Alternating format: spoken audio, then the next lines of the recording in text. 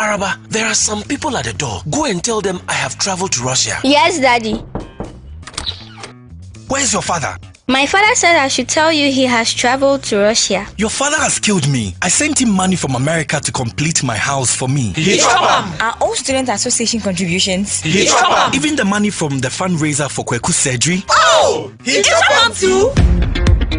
Don't be a victim. If you're contributing to a project, alumni dues, or any public campaign, Chango is your best choice. Chango keeps track of all donations and gives you the power to know exactly where the money goes. Chango is approved by Bank of Ghana. Call 0270-066-614 or visit changoapp.com for more information. Uncle, my father is hiding under the bed.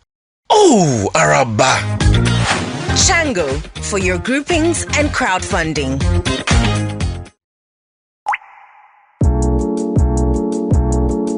Introducing the safest, cleanest natural mineral water you could ever drink. Pause Mineral Water. Pause is ideal for homes, schools, offices, and churches. Our containers are eco-friendly and reusable. Pause comes in 20-liter regular bottles and 20-liter dispenser bottles. Pick up Pause on the premise. So you're going to leave a legacy. Will you be alive to see your legacy in motion? And that's something that we need to pursue. And these things you can't do it by magic. Sometimes you need deliberate processes to make it happen. So on that note, we are going to invite Dr. Kojo Mafuobeng, Director, Accra Psychiatric Hospital, to come and deliver a keynote. And let me give a brief about Dr. Kojo Mafuobeng. So Dr. Kojo Mafuobeng is a psychiatrist and the hospital director of Accra Psychiatric Hospital. He is married with 2 children. He has been involved in multiple training programs geared towards empowering primary healthcare providers with the skills to manage people living with mental illness. He has also contributed to mental health policy development in Ghana and the training of medical students. He has engaged in mental health advocacy through speaking engagement and media interactions. He's passionate about improving the understanding of mental health in the country with the ultimate goal of improving the early detection and management of mental illness. The other thing that you might not see on him is the fact that he is one of the best salsa dancers that you can find around. Yeah, so on that note, I'd like to invite Dr. Obeng to come and deliver his keynote. Thank you very much.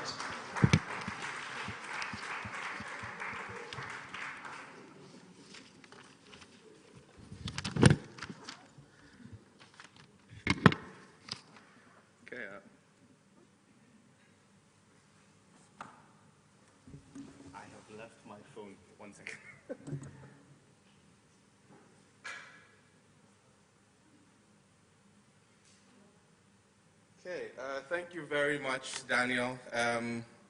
Unfortunately, I don't think you're going to be able to open that Triple H company that you wanted to open. You're lacking in the honesty when it comes to description of salsa abilities. So I have 10 minutes to speak. I have the same difficulty that the first 2 speakers had with maintaining a script. So I did a PowerPoint to try and keep me on track. But we'll try and make it work. I'll have to jump through a lot because it's a very loaded topic. Okay. So it's holistic health, but I'll be focusing on mental health because speak to what you know, right? Work to your strengths. So mental health is a state of well-being in which the individual realizes his or her own abilities, can cope with the normal stresses of life, can work productively and fruitfully, and is able to make a contribution to his or her community. Now, by the mere fact that you're in this room, I know that you are realizing your abilities, you're working productively and fruitfully, and you're making contributions to your communities, but how are you handling stress? How annoying is it when somebody does something that doesn't do something that you asked them to do? Is your response proportionate, or perhaps is there some baggage in the way you shouted at that individual or that look you gave the person? Now, for a large proportion of the global population, mental health and work are intertwined. You can't separate the two. Mental health conditions occur irrespective of whether work has causally contributed to them, but they will still affect work output. And the work environment in itself can either promote or damage one's mental health.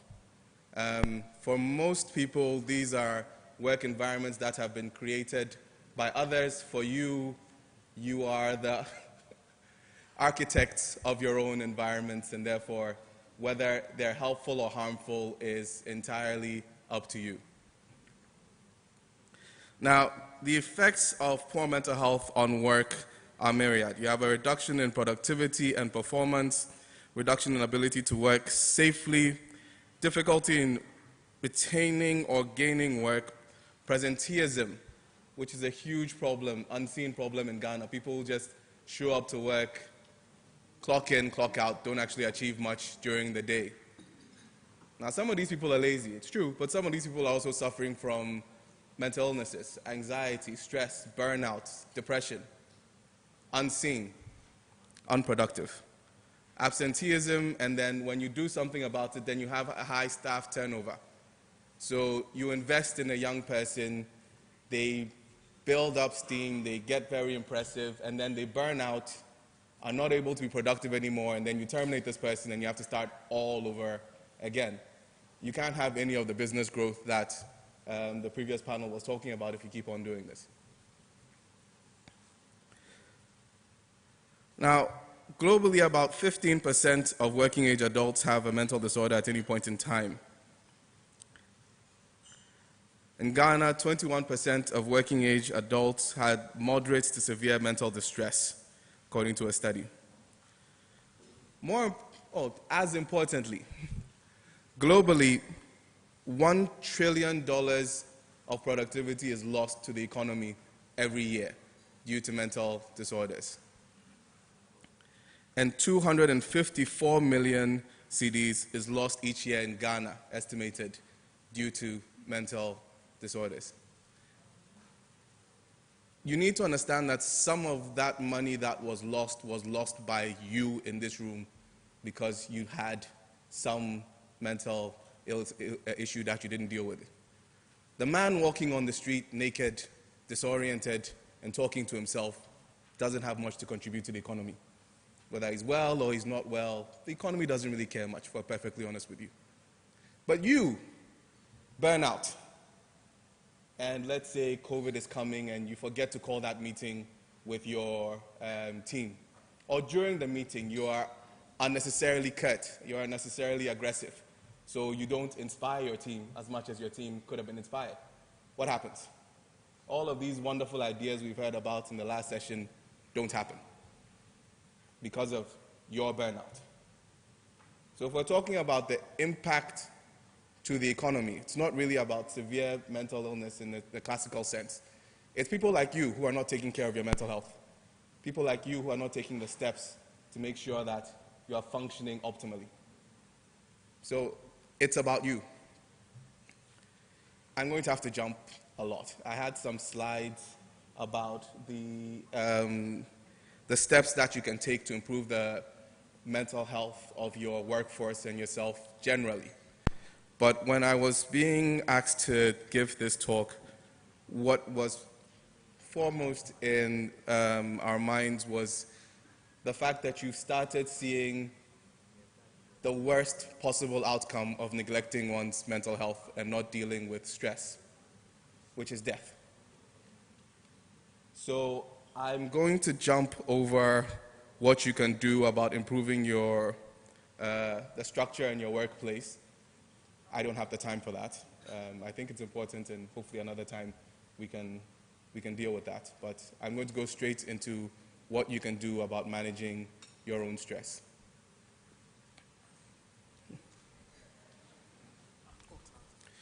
Right, now, stress is a state of mental or emotional strain or tension resulting from adverse or demanding circumstances.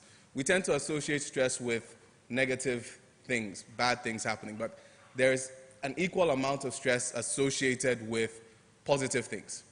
Getting what you want can also be very stressful because what you want often comes with increased work.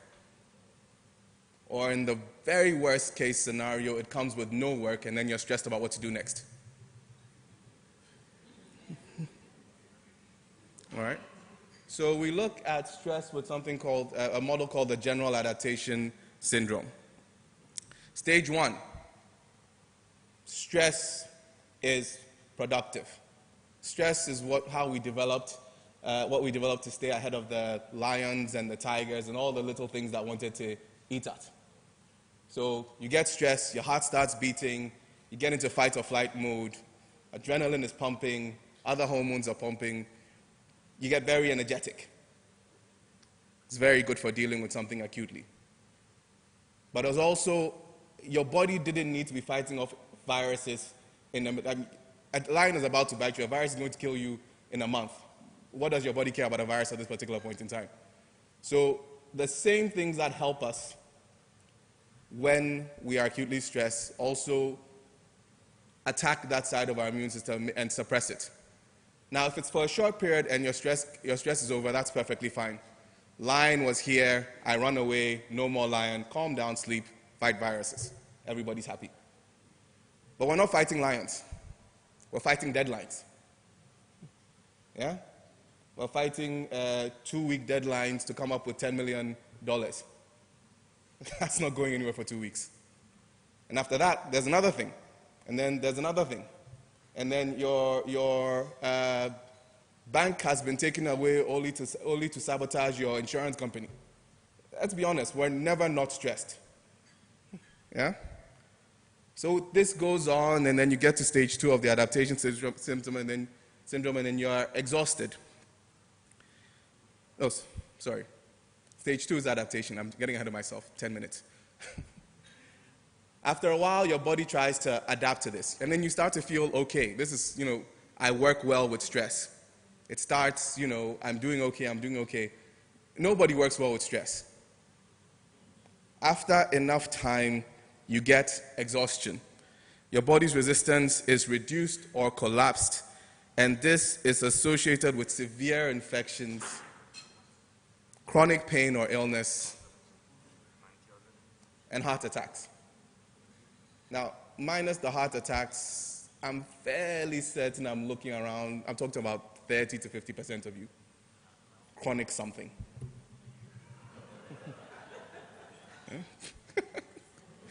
You keep doctors in business. Anyway.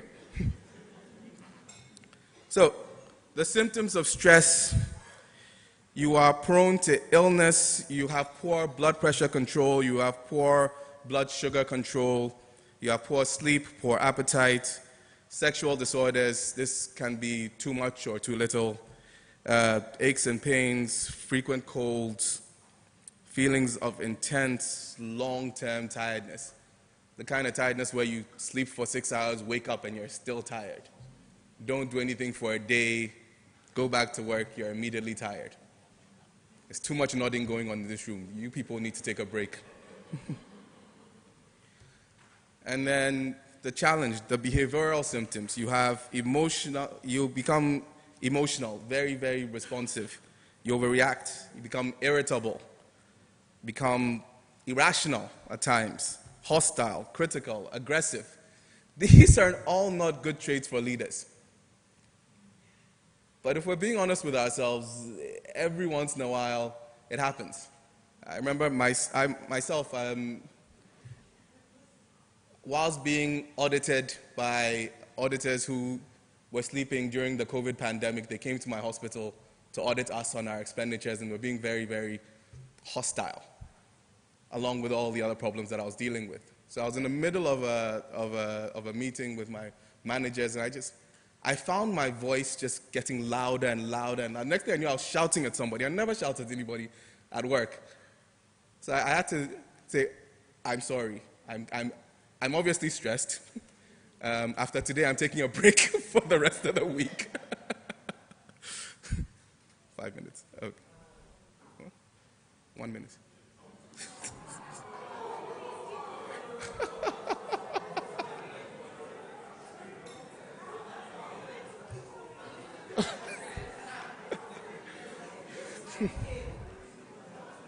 I have to apologize to Daniel. That was supposed to be secret communication that I blurted out.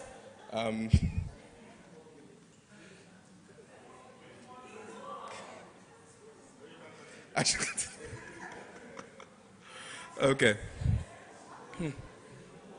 Now, the impact on performance of all of this is that you have poor decision making. That affects your cognitive skills.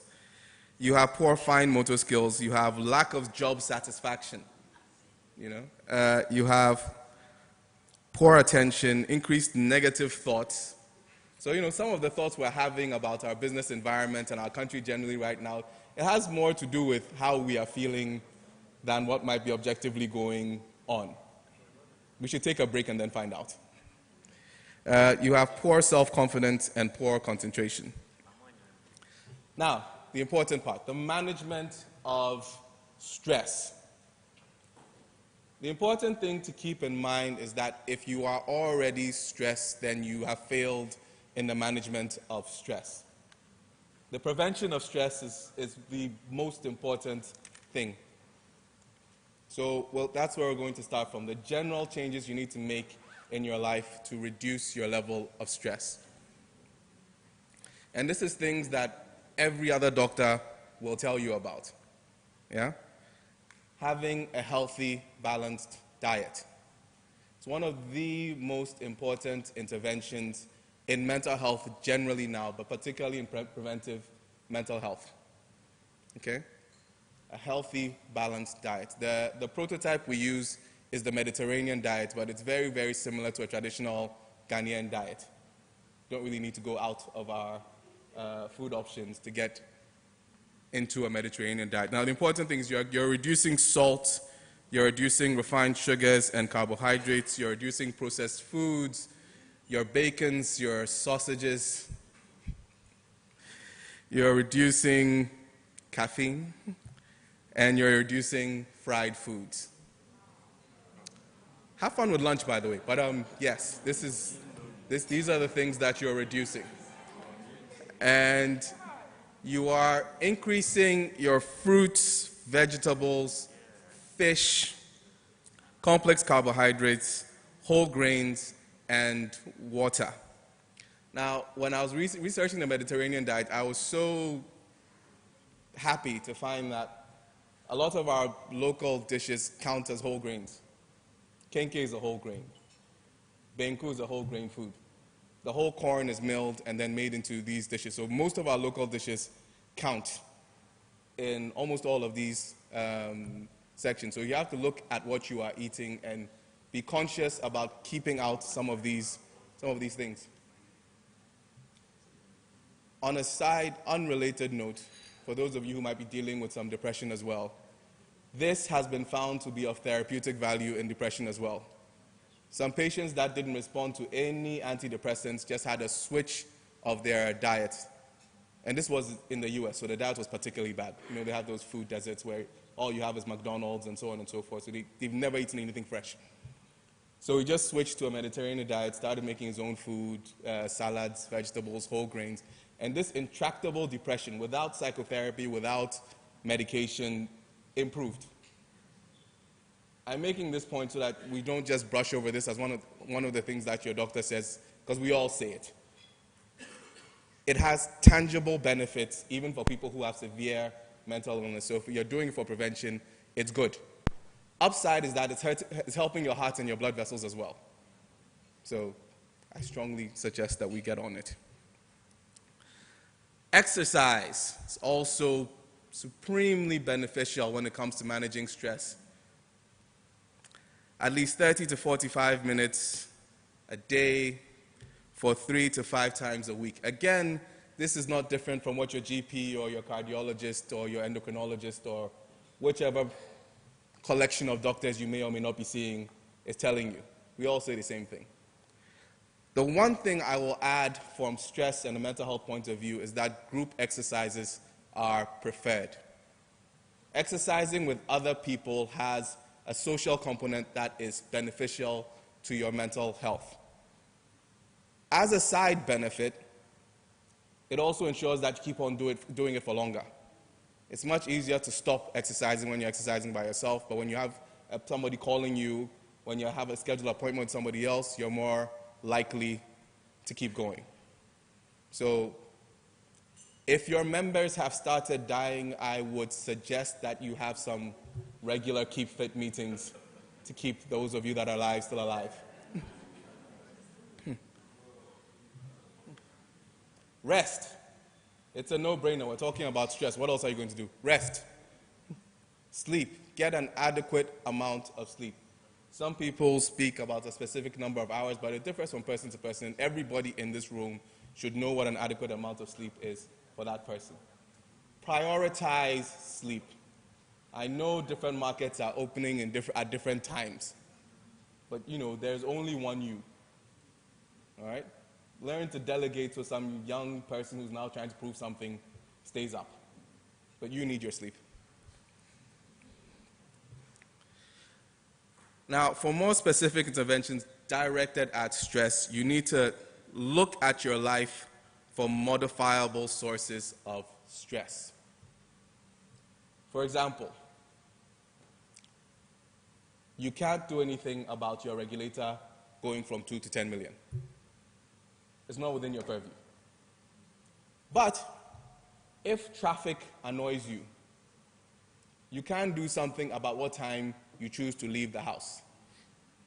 You can do something.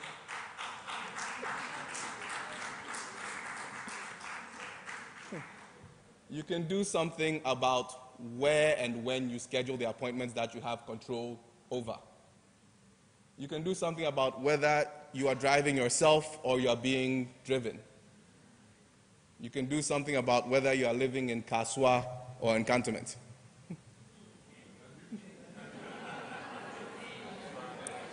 Well, I'm speaking to some of the room.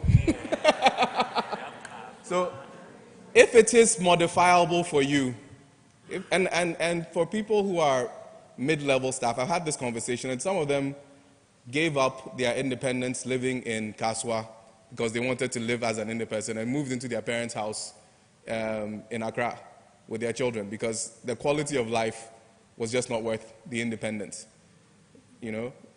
So take a hard look at your life and the things that are stressing you, because stress is cumulative. That annoyance that you got from driving, from that trotro driver cutting in front of you like the road was his, that happened around 7:30, you will carry that the entire day. It's a cumulative phenomenon.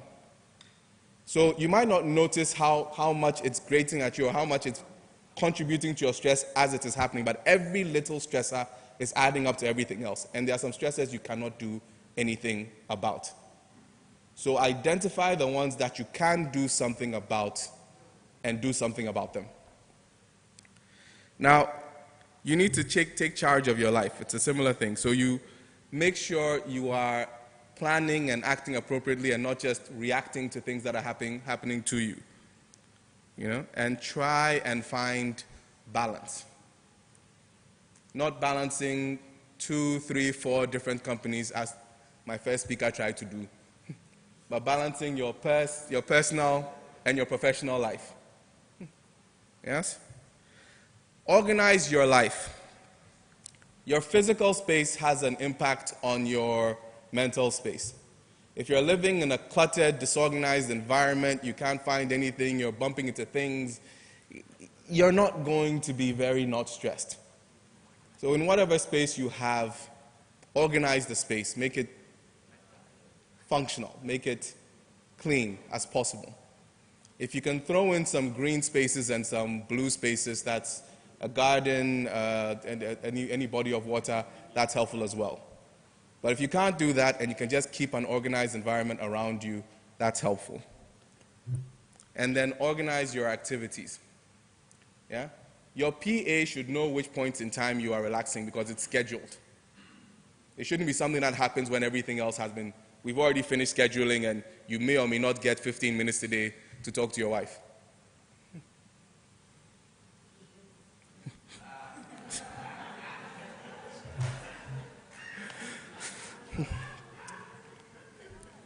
Communication. Now this is something that is very important that we are losing as a society. Africans have always had a lot of people to talk to. When there's something going on in your life, you're living with so many family members that you don't even know what to do with them. You know, you have so many friends, you have so many associations. It helps dealing with difficult situations, having somebody you can talk to. But we are losing this. We're losing this. I'm making more money because we are losing this, so I'm at the beneficial side of this, but it's not a good thing. A lot of the work you do in mental health is just letting people have somebody to talk to. Sometimes we're not even doing any specific intervention. The person just literally has nobody else that they can unburden themselves on regularly. And as people who are at the top, it can feel like you are alone and nobody's going to understand you, which is why I'm happy that you have this going on, that you can communicate with each other. But you need something regular. You need somebody in your life that you can regularly talk to. If you're doing it once a month, its therapeutic value is not that significant. If you're doing it a couple of times a week, on the other hand, then we're talking about something. It doesn't build up when you are able to talk about it. I have more time, right? So I can explain. Okay. Just a simple thing to get my point across. Your center for memory is in the brain. It's located right next to your center for emotions. So every memory has an emotional tag to it. You can't really remember anything unless there's an emotion attached to it. Now, facts degrade over time, whereas the emotion is more stable. So over time, what you remember is how you felt, but not what exactly happened or what exactly was said.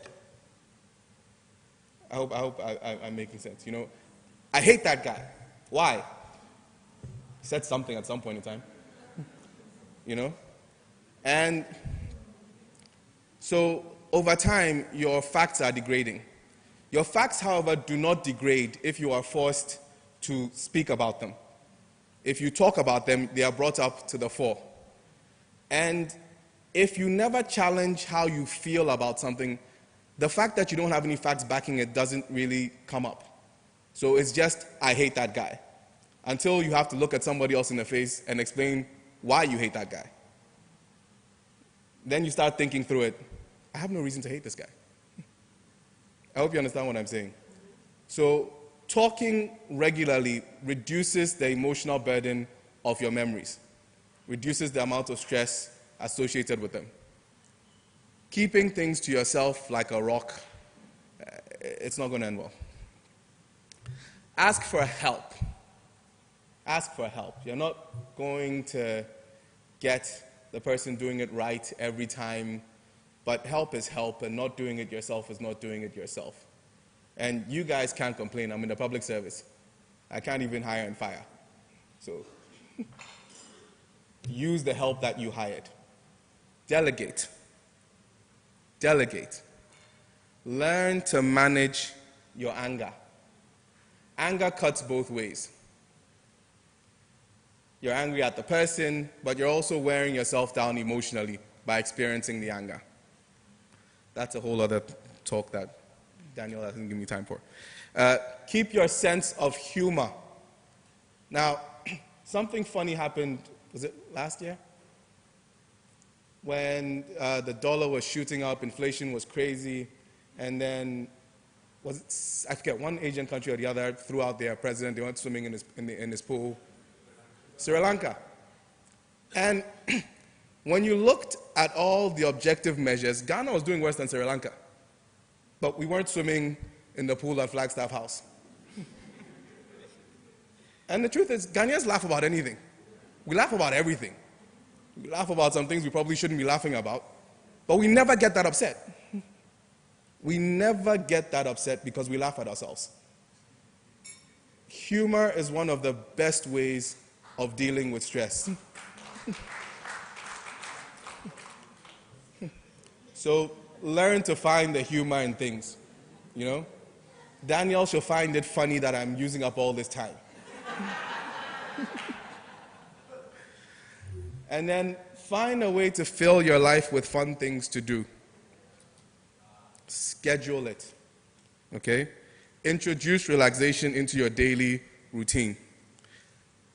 Some of you might have been working so hard for so long that you've forgotten what relaxes you, so you might have to take a second to ask yourself, when I was 18, what did I find relaxing, or what was the last time I felt relaxed? And schedule it in. Honestly, I cannot stress this enough. You cannot expect it to happen organically. Schedule in your relaxation and make it regular. Something you do deliberately and not when you have the time to do it. Okay? And avoid using drugs and alcohol to manage your stress. They might feel good in the short term, but in the long term, they cause nothing but harm. So, in conclusion, mental health and the workplace are intertwined. Employment and a sense of function are important aspects of mental health. And the consequences of neglecting the management of one's stress can be significant and, as you are well aware, permanent. Thank you.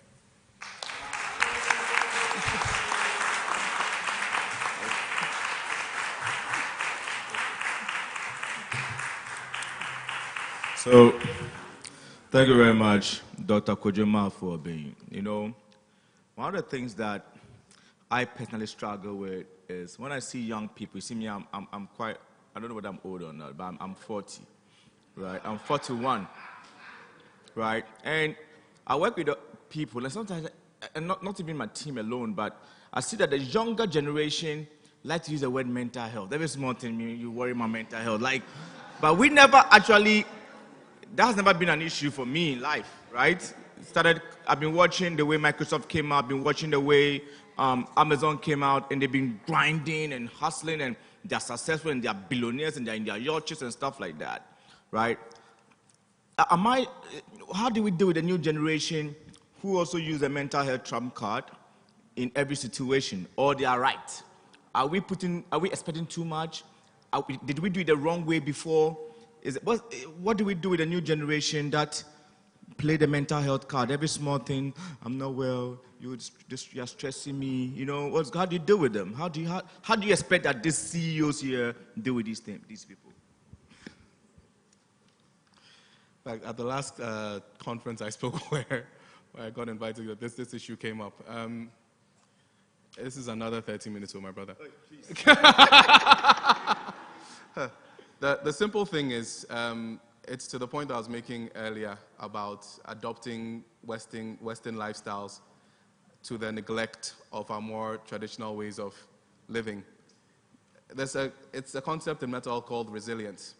And what you're describing is people who lack resilience. And a lot of the things that you require to have resilience are in the traditional ways of bringing up children, amongst a lot of other children, engaging with other children, experiencing loss.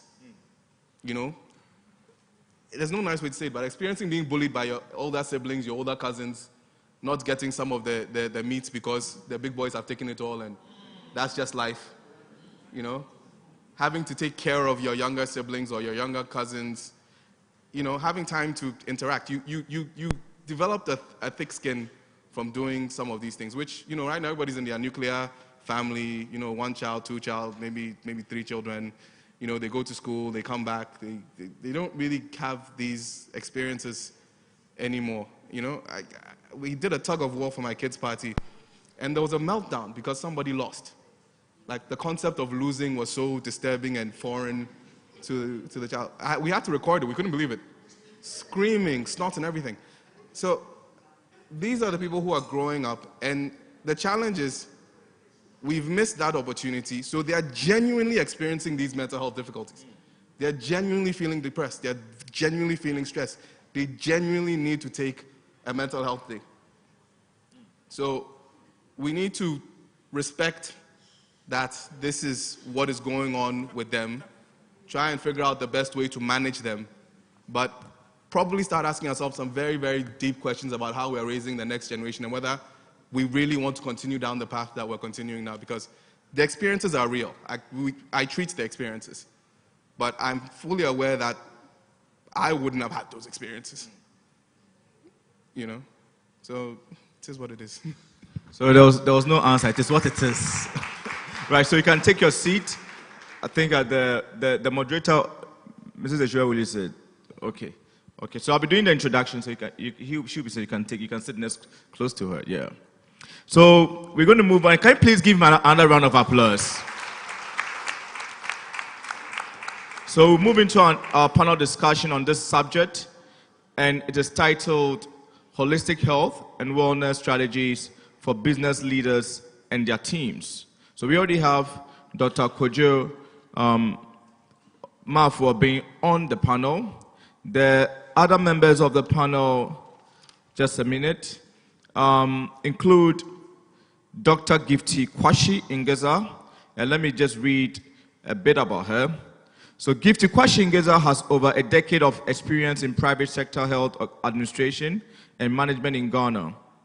She currently is the medical director of Midway Hospital in Achimota, Abofu, a 43-year-old multi-specialty private practice where she coordinates activities of all the medical teams and leads the hospital management team in the establishment and implementation of the hospital's policies and agenda. She's an obstetrician and gynecologist with special interest in fertility management, antenatal care, and delivery. Gifty holds a Bachelor of Medicine and Surgery from the University of Ghana Medical School, membership in both the Ghana College of Surgeons and West African College of Surgeons, a certificate in health administration and management from the Ghana Institute of Management and Public Administration, a master's degree in public health from the University of Ghana, and a Mandela Washington Fellowship in Business and Entrepreneurship, Drake University. She is also an alumnus of Stanford University Business School Seed Transformation Program. Gifty is passionate about antenatal health education and has channeled it into the creation of a social enterprise, Gifty's Bump and the Baby Club, which provides practical antenatal health education classes to empower parents to be and to promote a positive experience in pregnancy, delivery, and parenthood. She is married to an orthopedic surgeon and they have 3 boys. So the doctor's home, we are welcome Gifty.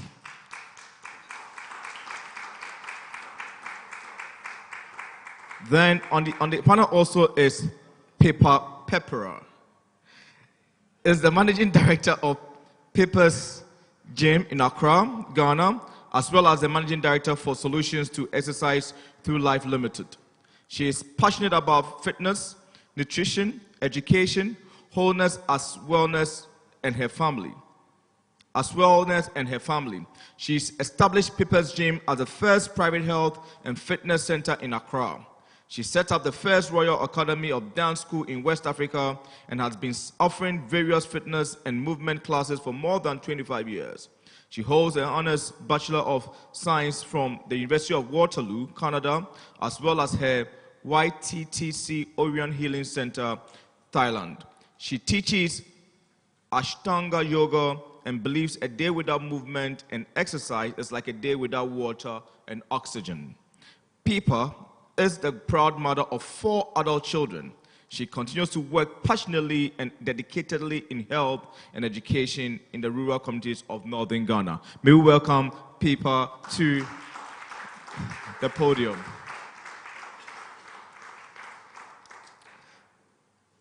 The next speaker is Judith. Is it Boat or Bote? Boete. Okay. Judith Boete, also popular, she's a CEO of Food Pharmacy, also popularly known as Ekwa Boahema Boete, ABB, moved to Ghana in 2012. She completed O-level and A-levels at St. Mary's School in Wantage, Oxfordshire, and attended Kingston University where she studied LLB. She's currently doing a second degree at Gamepad to sharpen her entrepreneurial skills.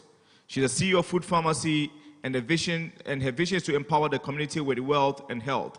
And her mission is to develop entrepreneurs and create health awareness through healthy cooking. Her move to Ghana has allowed her to develop a variety of skill sets and the ability to easily adapt in any environment. This has shaped her outlook on life. May we welcome Judith Boete on the podium. And then let me introduce our moderator, Esther Kesua Ashirin, Director, Prime Care Medical Center. Esther AEC Ashirin is a visionary leader with a remarkable track record in the world of finance and insurance. As an executive director at K&A Insurance Brokerage Limited, Esther has masterfully orchestrated strategies to drive the organization's mission and vision, creating business plans that lead to resounding success. With an impressive educational background, including a diploma in insurance, a graduate diploma in entrepreneurship from Stanford University, and a Master of Business Administration, Esther possesses the expertise to navigate the complex landscape of the financial industry. Her extensive experience includes roles as director at Prime Care Medical Center and a sector manager at Ghana Commercial Bank, where she effectively managed portfolios, established enduring client relationships, and championed financial excellence. Esther's dynamic leadership, combined with her dedication to forging trust with stakeholders, Esther is the embodiment of resilience and expertise in the finance and insurance sector. So may we welcome Esther to take up the role of moderator for this panel. Let's give it up for this panel, because this panel is actually one of the reasons why we are here.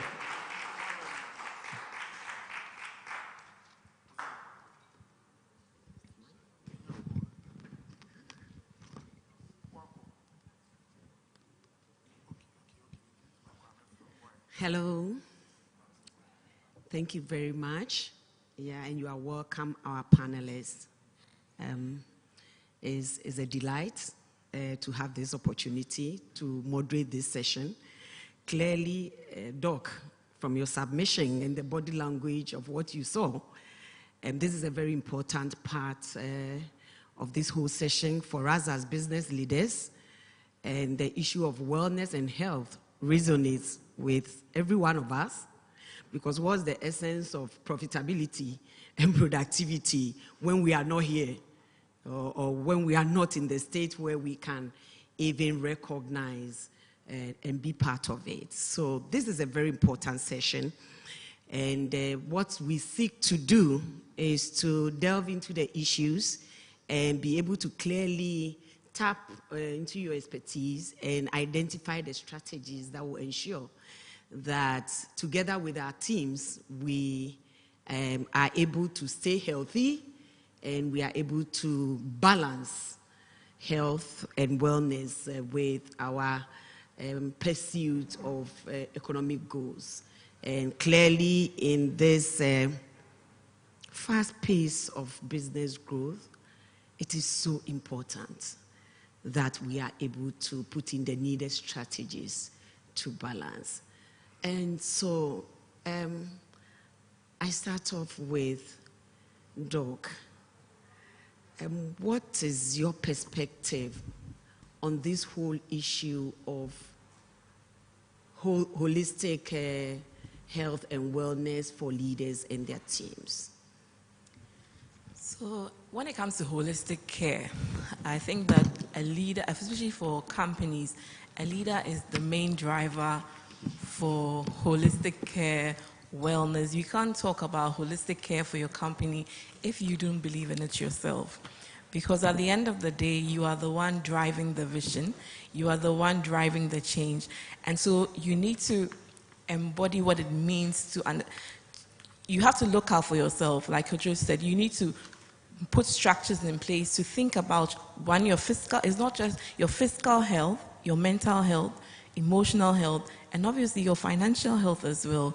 And that more or less translates into your staff that work for you. So once you embody that culture that I want to drive holistic health for myself, then it can now trickle down to how am I going to do it for my staff.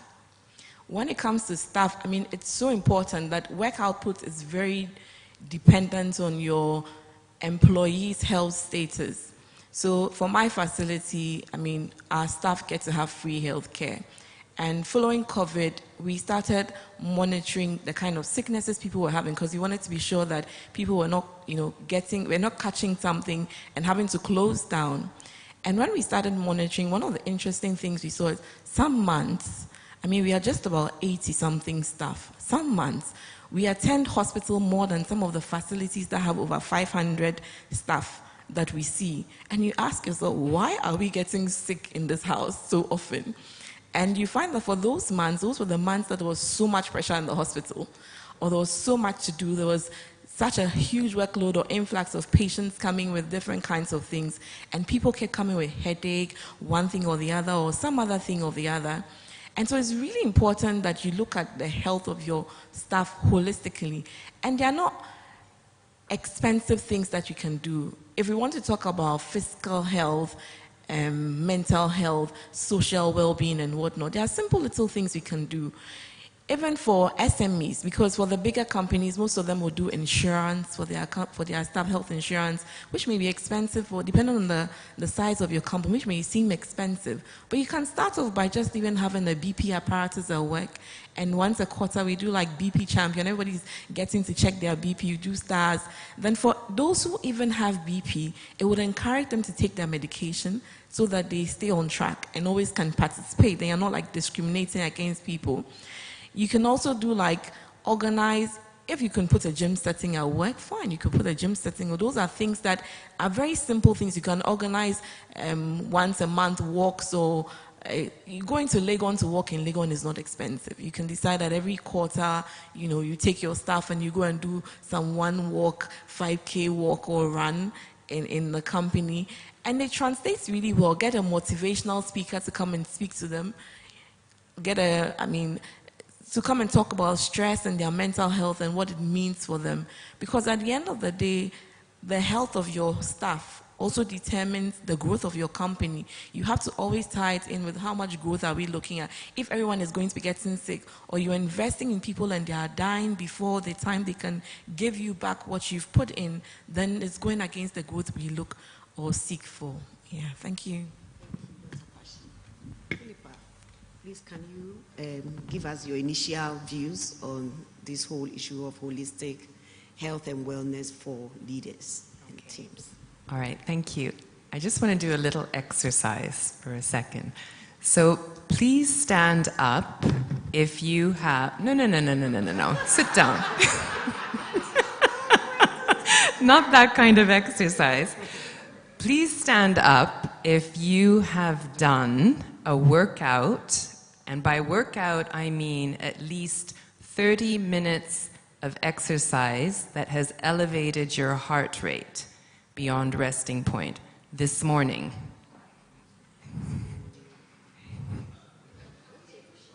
This morning. No, 30 minutes. 30 minutes. Okay.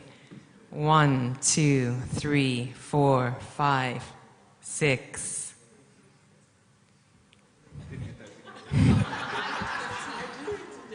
Okay, we've got 15 minutes, 20 minutes. Anything else? 5 minutes? 10 minutes? Okay, so point made, correct? Okay, some of us have probably scheduled their exercise for later today, correct? And golfing is not that kind of an exercise that I'm referring to. So I think the point I'm trying to make is that we're all leaders in some way, shape, or form if we're sitting here today or if we've been invited here today.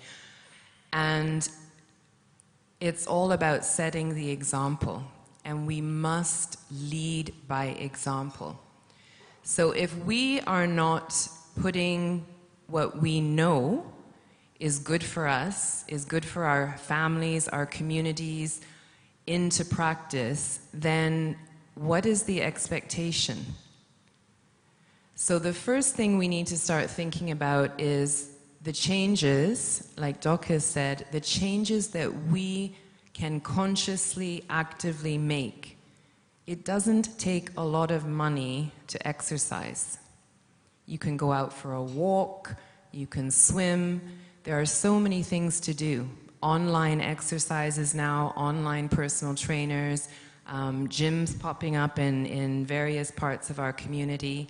But it's about making that mindfulness, that conscious choice to change how we are going to become fit and healthy. If we do not have our health, how can we leave the legacy? How can we enjoy the profitability of our businesses? How can we share our innovations, our ideas, enjoy our children, our grandchildren? So really, I was reading a statistic that was put out by the Ghana Statistical Services, and according to that body, 46% of us will die from non-communicable diseases. That is cancer, that is coronary heart attacks, that is stroke, that is Alzheimer's. These are all things that we do not need to die from. So exercise is so underrated, understated. It is very important. And the number one reason that people give for not exercising is, what do you think? Time. Time. I don't have the time. But probably what we mean is it is not a priority. So we have to change the way we're thinking about this. It is important. And in the corporate world, sadly to say, we do not invest enough in this concept of exercise. We do not care about keeping our employees, our management levels healthy and fit. And exercise, I was having a conversation with Doc before we started, it's like the chicken and the egg. You know, exercise prevents mental illness. Exercise releases the feel-good hormones that protect us against the stress. But it's all about starting with you and the way you think and what you want out of your God-given life. Thank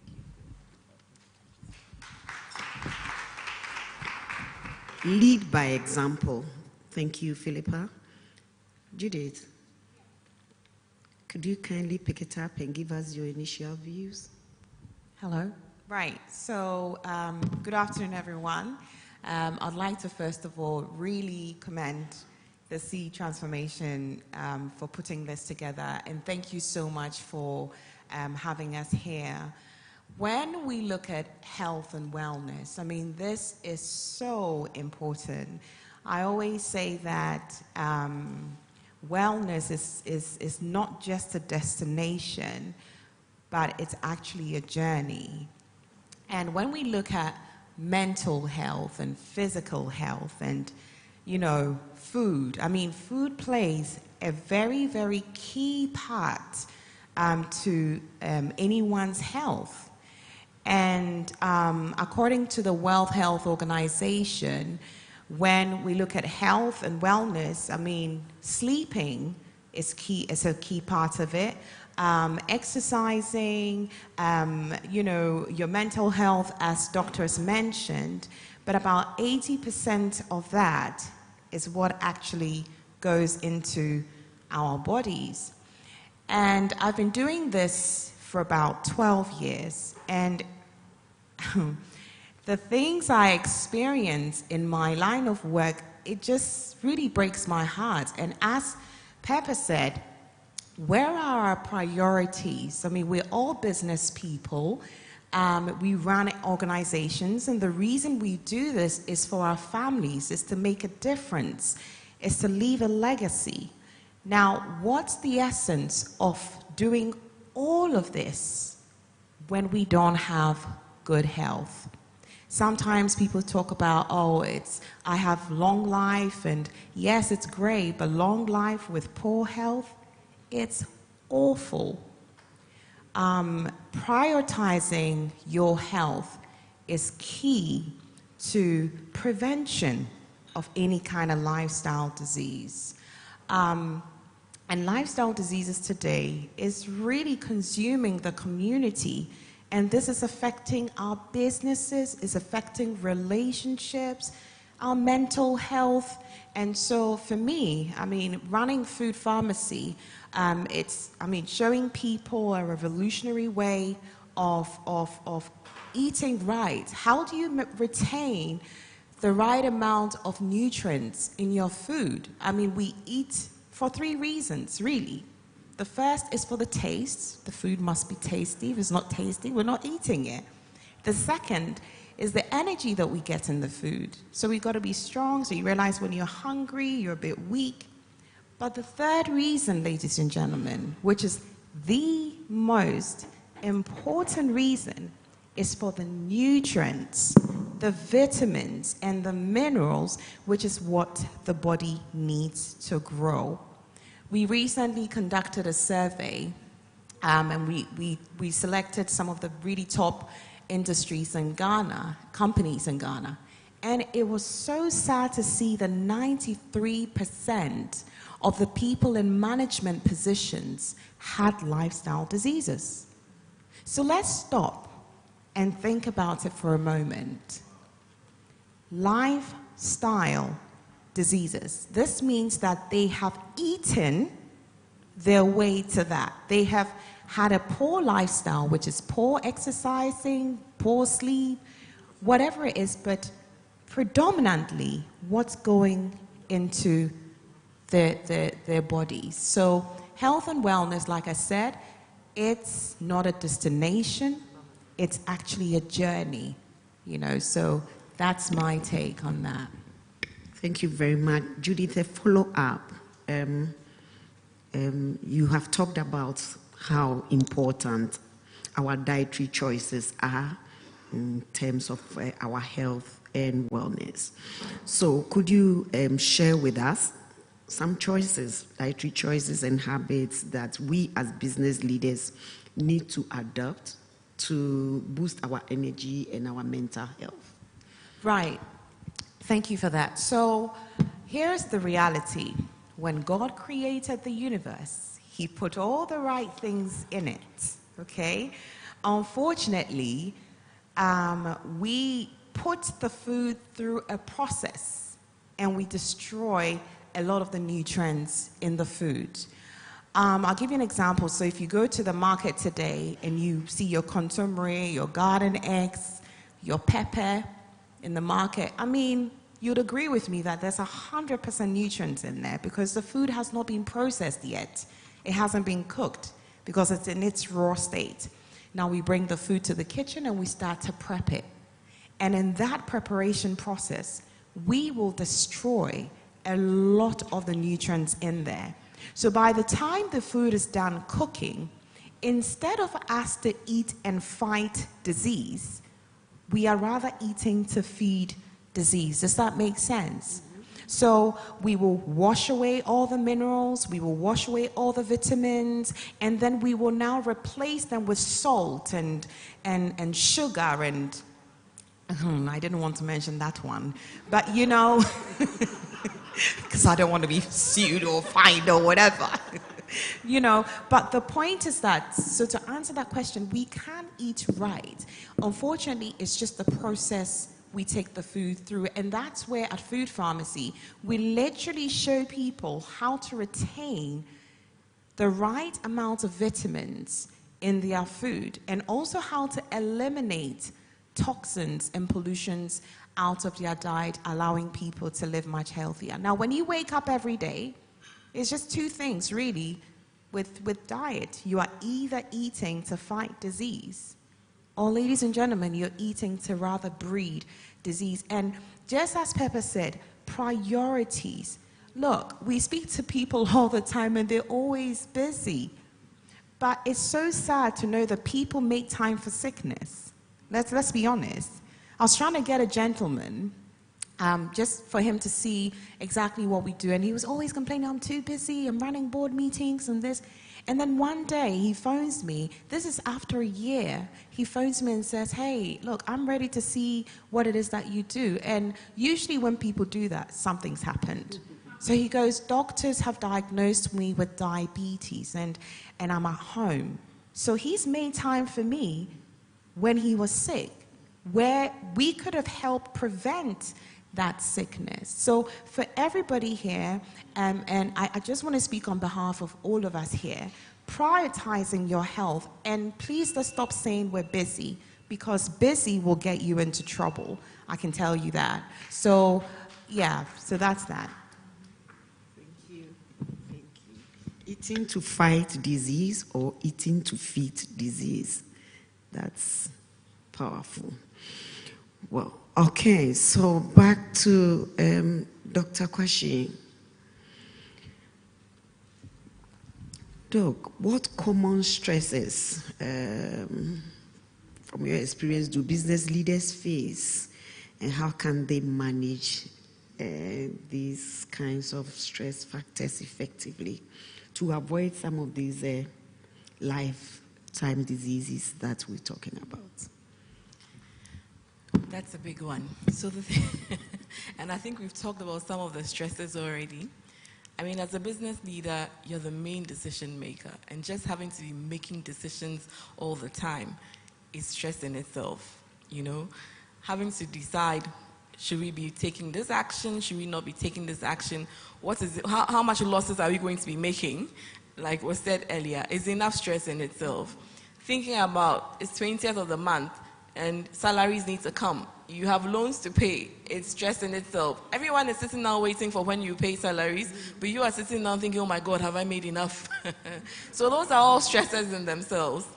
And I mean, just wanting to grow your business is stress. So you are constantly under stress. And for wanting to see your business scale up, trying to get financing for your business, there are so many things that stress you as a business leader. And so you really need to prioritize your steps as you go. And like Kojo said, there are some stresses, they can never go away. Because the stress of wanting your business to succeed, it will never go away. But there are things you can modify about how you get to that end. You take it a day at a time. And so once you can't change some of those stresses, because like the USAID representative, I forgot this, Andrew said before, he was working on his own, he was struggling a lot, he decided, I'm going to join government, then I don't have stress. You see? So there are some stresses that you can decide you want to change, but if you can't change it, at least the least you could do is to make sure that you are healthy enough to meet the stress, because stress becomes overwhelming when you do not have the mental capacity to deal with the stress that comes to face you. If you're eating well, if you've got enough of your fruits and your vegetables going in, you are exercising, avoiding the caffeine, and your body gets some resilience. And so when these things come, it's not as if there's already disease there and you come and add on the stress. Because no matter what, we are aging, we are growing, we are going to have diseases because we are aging and we are growing. Things will come upon us because genetically we may have genetic coding to have hypertension. We can never take it away. Even if you are slim like a pin, once it's genetically coded, it will come eventually. But when it does come, what does it come to meet? A body that is not ready, a body that has not been primed at all, no form of exercise, you are quickening your way out. So the stress for business leaders, there are many. And I forgot, the family stresses for business. You know, having to deal with the whole business is one thing. Let me give it, for me as a wife and as a mother, you have to deal with stress for running a business. Then I have to deal with stress as being an obstetrician and gynecologist, for people to come and cry and say, why did my period come? I wanted to be pregnant. And I have to cry with them because you have to empathize. And you know, it gets to you, and then you're thinking, my money is not coming in. And then you get home and your children are also manipulating you. Mommy, why did you not come when you said you would come?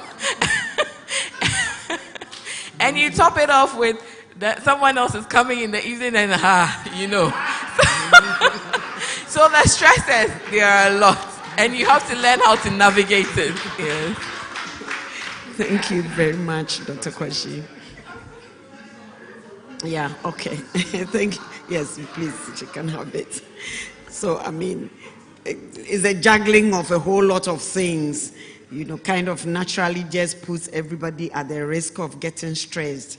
And it's so important that today we get structured into how we can actually balance this and live a longer, healthier life. So, Philippa, could you, as business leaders, what is your recommendation in terms of how we can incorporate physical activity into the daily routines?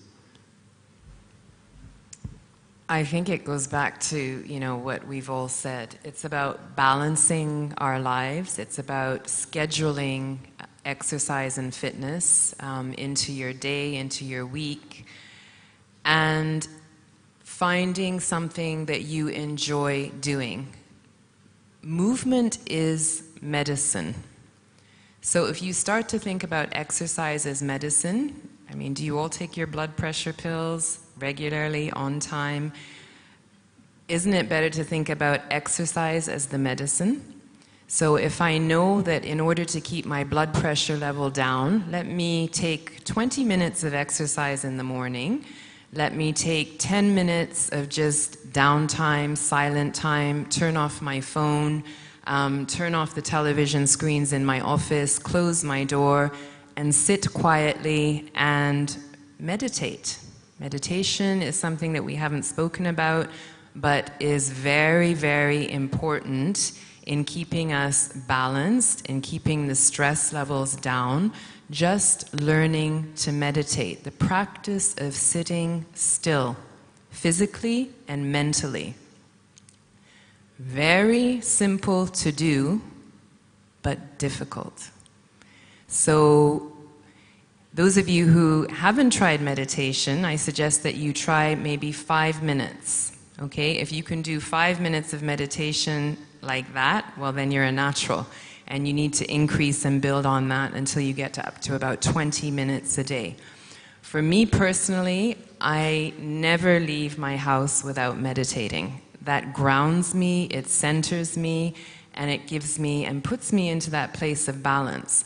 The next thing for me after meditation is drinking my water. I never leave my room, my kids know this, without drinking 1.5 liters of water in the morning. So no matter what happens throughout my day, I've had my water. Anything else is a bonus. The next thing I do after that is my workout.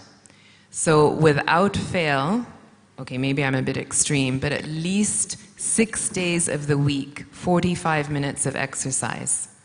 That helps me deal with the stress of managing the business, of managing my family, of managing all the other issues that we have to deal with in the north, because I'm very involved with work in the north.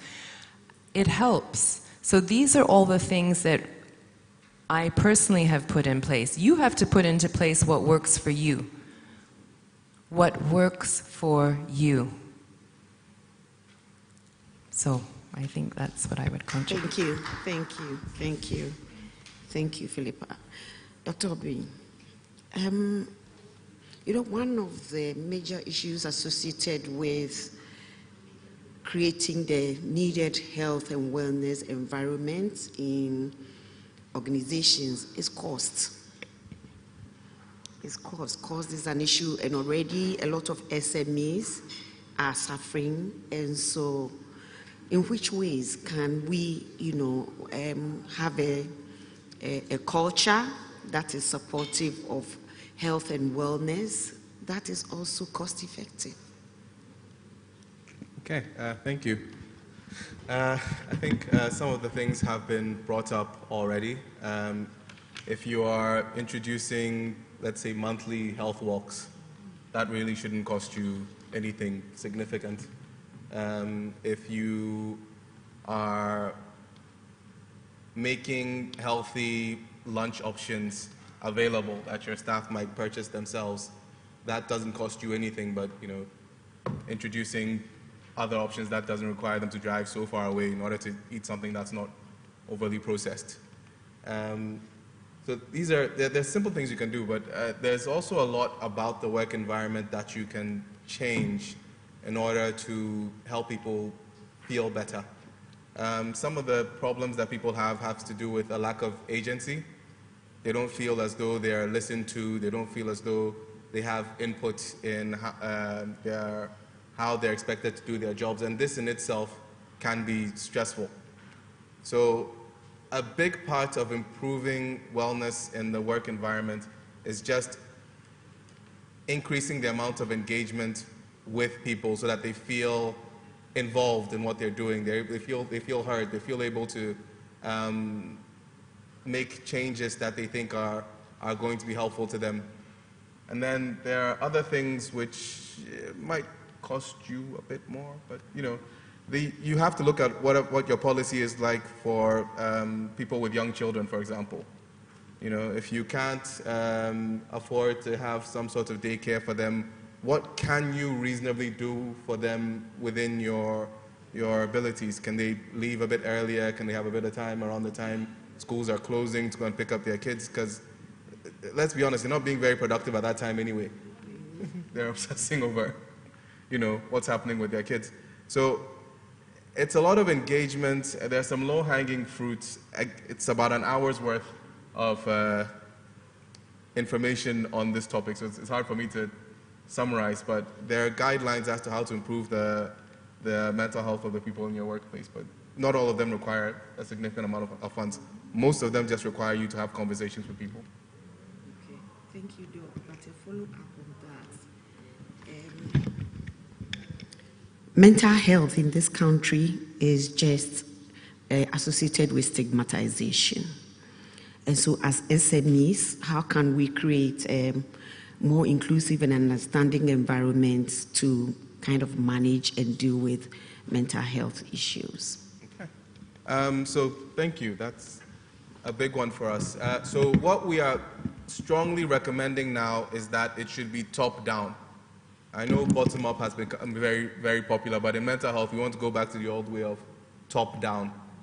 The people at the top have to make mental health a priority, push that on middle management, get their engagement, and then let it go down, trickle down to the workforce.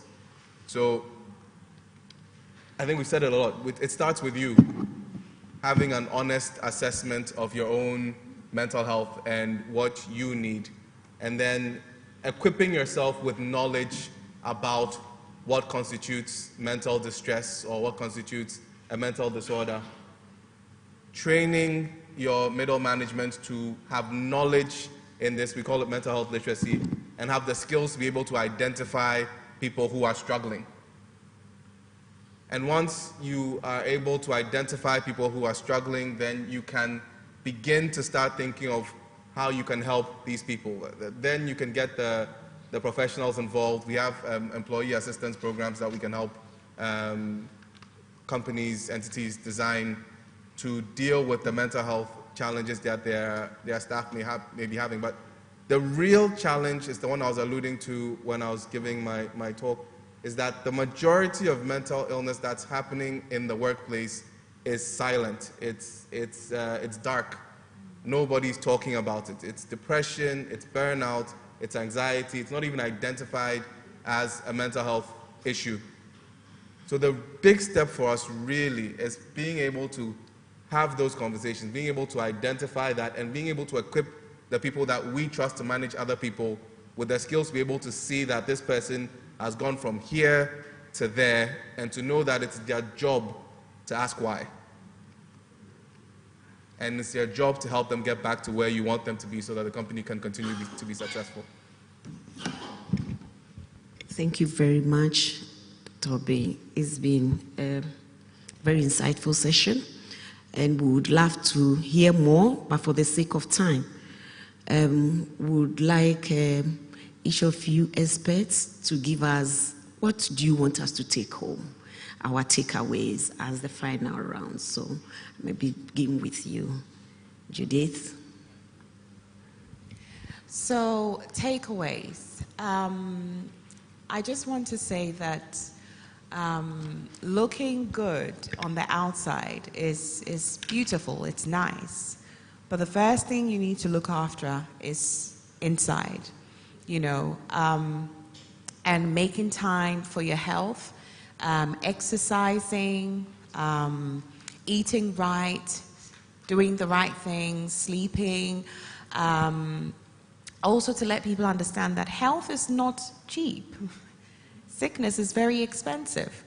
And so just as we insure our cars and our homes, and this insurance, we only benefit from it when something bad happens. So why don't we insure ourselves right now, today, to prevent some of these lifestyle diseases from happening? So for me, it's leading the movement back to healthy home cooking. And so eating the right things, doing the right things to stay away from these lifestyle diseases is what I would want people to walk away today and think about. Invest in your health. Ask yourself this question: when was the last time you made a health investment? When was the last time you invested in your health? Ask yourself this question. I think you'd be able to answer that for yourself, because sickness is very expensive. Thank you. Thank you, Judith. Yeah. Philippa, kindly give us your last comments. And just to add to Judith, it is never, ever too late to start exercising, and you are never too old to start exercising. Movement, movement, movement. The older we get, the more we need to move. And really, it's about you changing the way you think so that you can implement the things that are really important, and prioritizing the whole concept of health, not just the exercise, but also the nutrition, looking after ourselves physically, mentally, emotionally, and spiritually. Thank you. Thank you. So I'd like to end it by reminding us that your health, when we say health, it means a state of complete physical, mental, and social well-being, and not merely the absence of disease. And so your health and the health of your staff is your wealth of your company, and you should remember that. So prioritize it, and the wealth of your company would grow. Thank you. Thank you, Dr. Kwesi. She said she was completing it, so I shall not contradict her. They said everything that I would have said. I couldn't have said it better, so thank you for the opportunity. Thank you very much, our distinguished panelists. Thank you. Yeah, you may resume your seats. Thank you very much. It's been awesome, and I believe that each one of us will do something different from here. Thank you very much.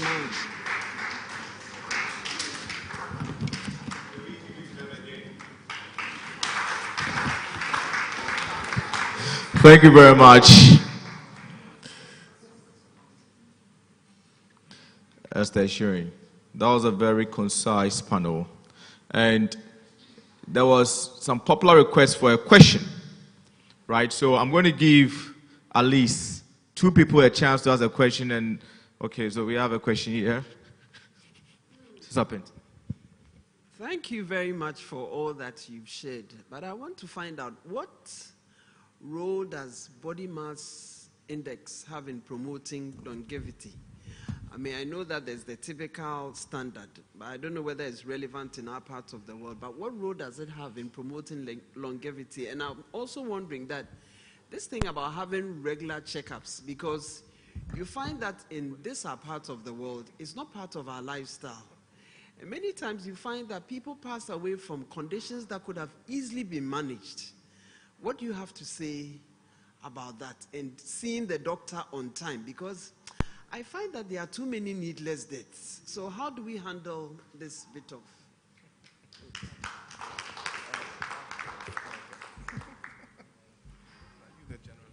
Hello? Okay, so body mass index is it's a challenging one. It's a challenging one. I mean, it's as a simple metric of whether your weight is good or not. It's good for opening a discussion as to whether you need to lose some weight to be more healthy. But it doesn't really take body types into proper consideration. So some people's body mass index are not very good indices of their health status and therefore their risk of death. But if you do have a high body mass index, it's still worth it to go in and see a professional and see whether there is a problem, because it could be indicative of a problem. So we're not throwing it out entirely.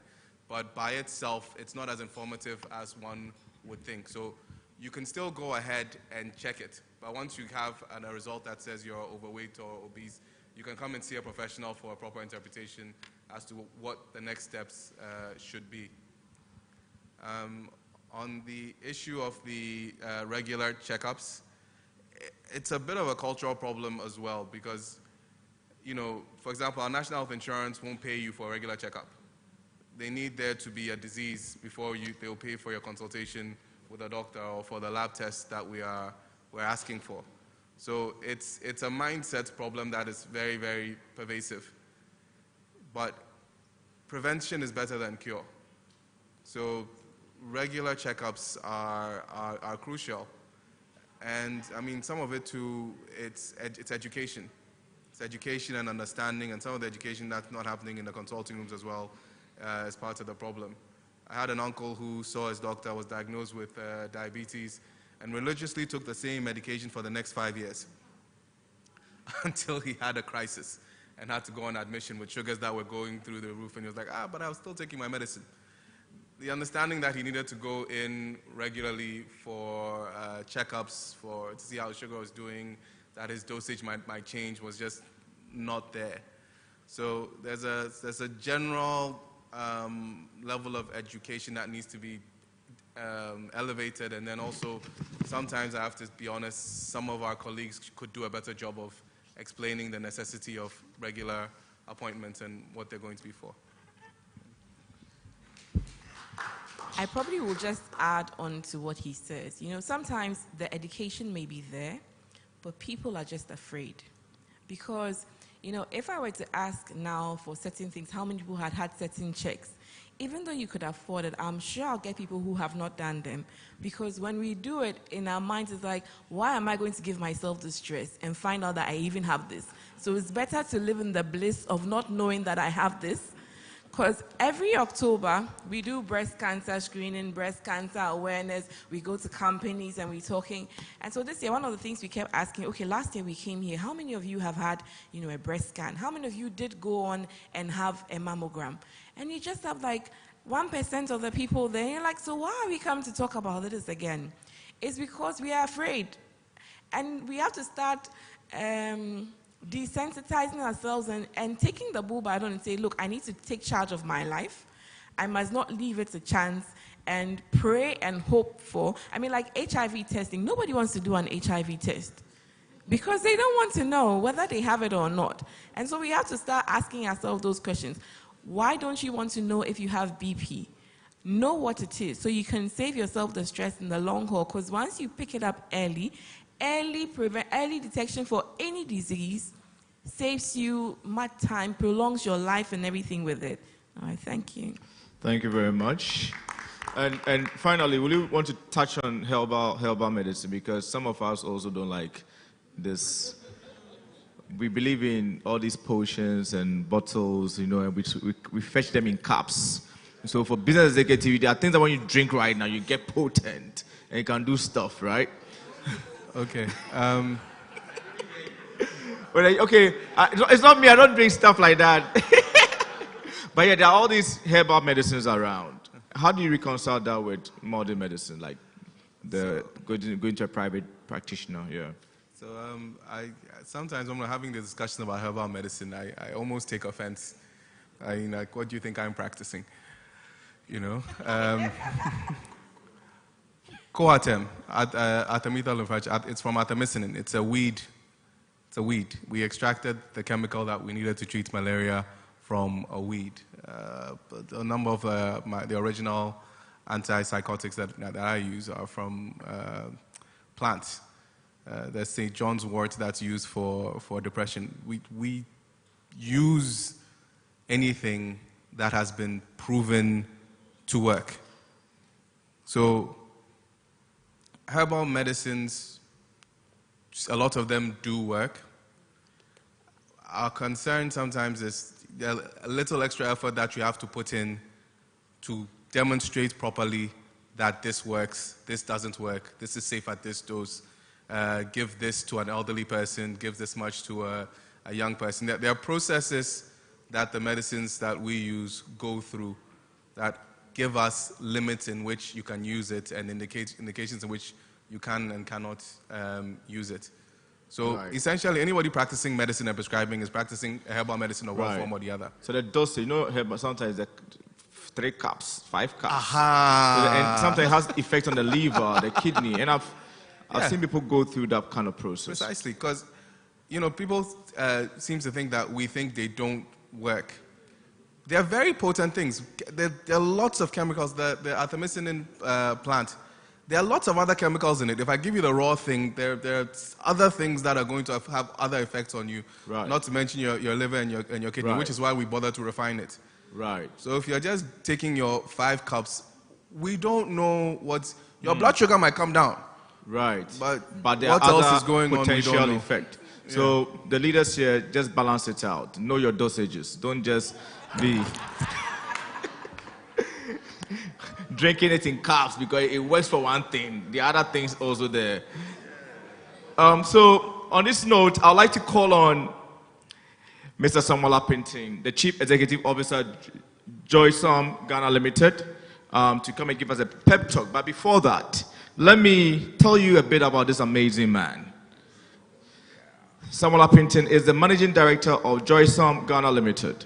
He was previously General Manager and Executive Director of Intravenous Infusions Limited, where he had worked since 1986 as head of the technical department and in other leadership roles. He holds a Bachelor of Science from the University of Science and Technology in Chemical Engineering.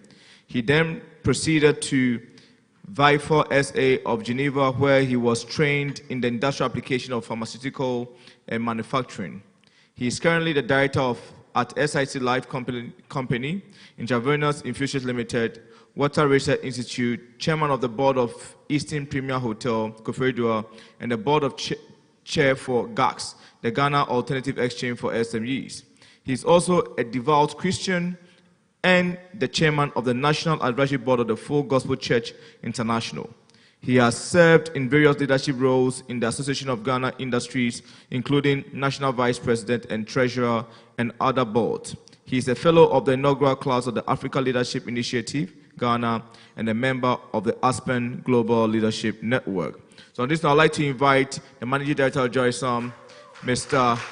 Samuel Appington, to give us a pep talk.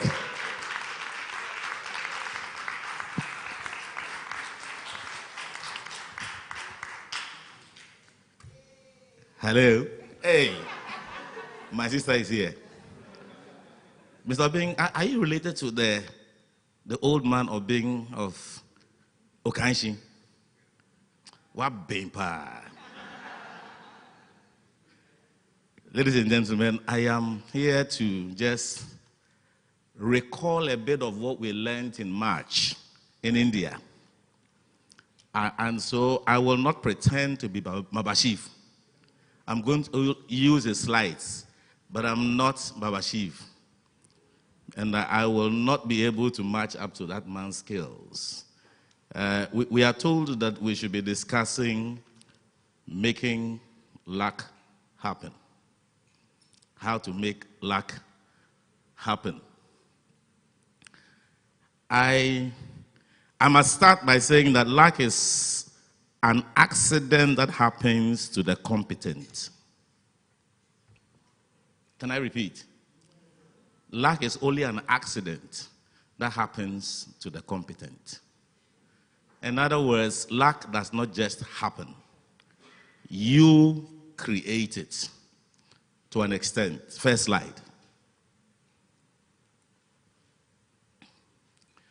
There are 4 components we are going to be discussing that you need to have a certain kind of mindset for luck to happen.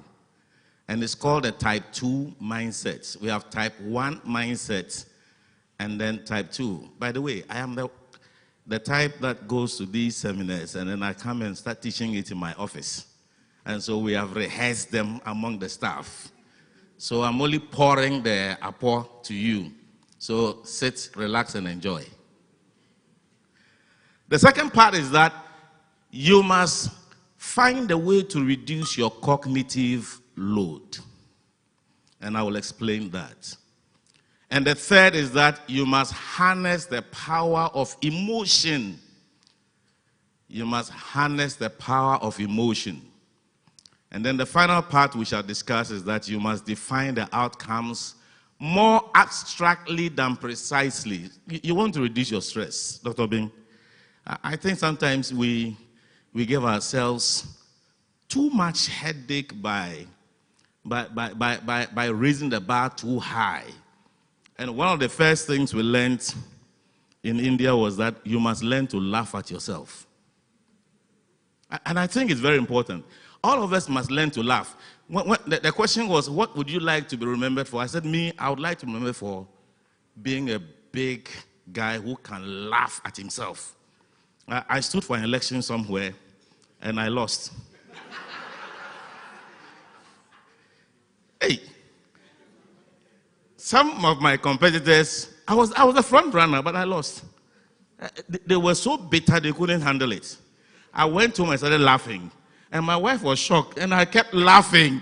And I was telling all the funny jokes about the whole election. And in the end, I was free. I think it's very important that we all learn to laugh at ourselves. See, we need to find time to meet and just laugh. About nothing, just laugh. I mean, my sister, Felicia, we spend time just going out. We just laugh. And me, I can sit down and have no reason but laugh. Because I can look at everything from a very funny point of view and keep laughing. All right? So these 4 things. Now, so the first thing is that you need to have a type 2 mindset. What is type 2 mindset?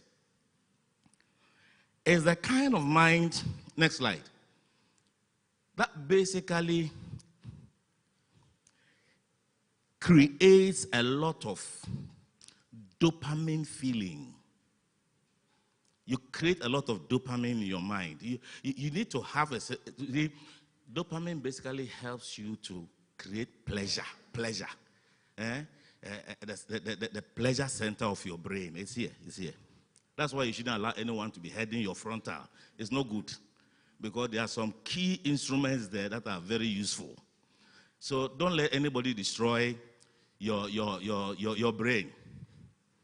Now, when you have a lot of pleasure feeling, you can move from a very quiet, depressed state to a very excited state in life. And others will be wondering why, but you know the kind of things you are feeding your mind with.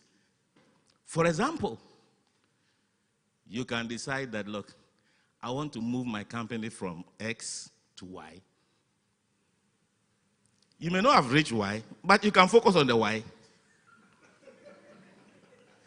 And be excited about it. And you can relax. Because you have a vision of Y.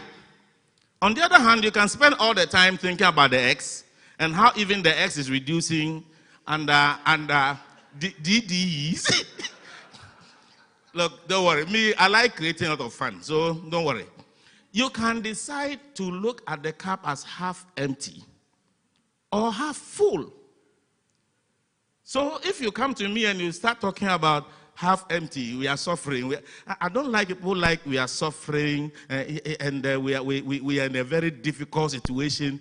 Look, find a way of making sure that even the suffering looks nice. Enjoy the journey. And it's called type 2 mindset.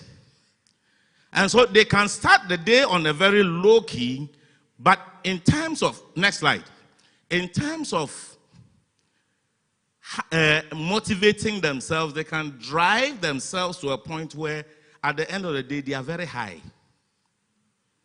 But there are others also, type 1 mindset, on the other hand, you can start on a very high note.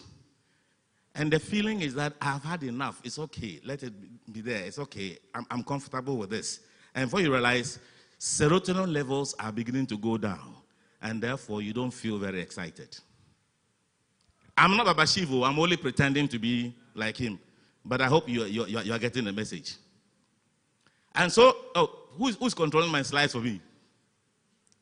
So you want to be able to get to the point where your levels of dopamine are high.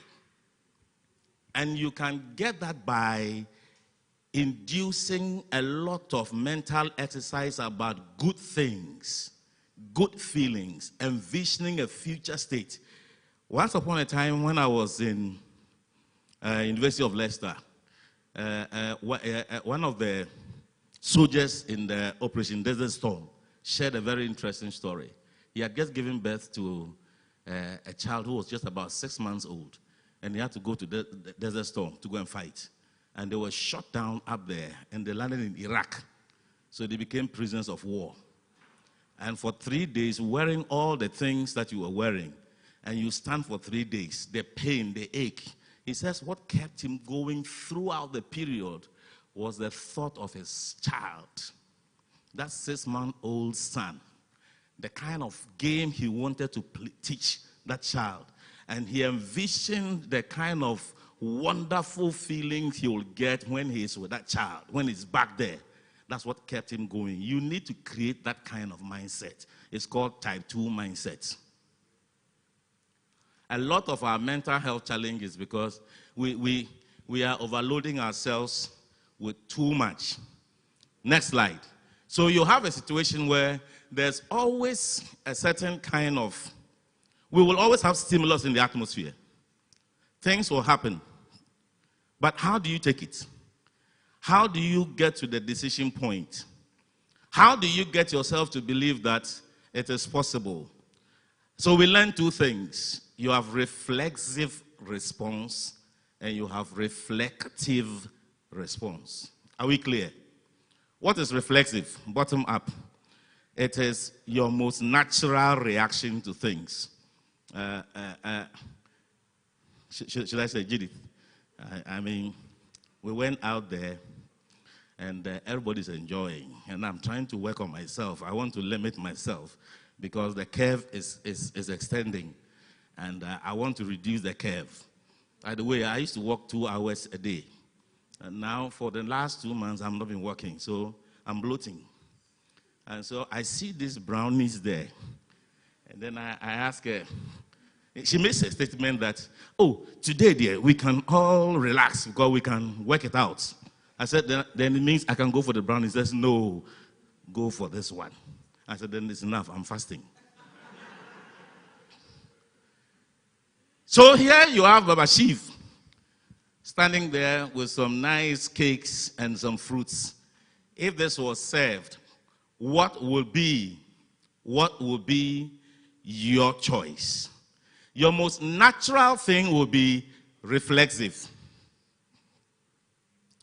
Especially because you have a lot of load on your mind that you won't analyze. You will be reflexive.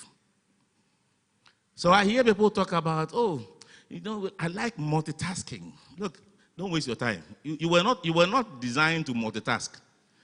My wife will tell me if I'm in the car and I'm driving with her, and this day I don't drive again, I will miss all the junctions because as soon as I get excited, I'm talking to her, I forget where we are going. So for me, I can't listen. Look, I was arrested about 2 or 3 times by the police because I'm driving and there's a call and I'm looking at the thing and then I'll go through the red light. I can't multitask.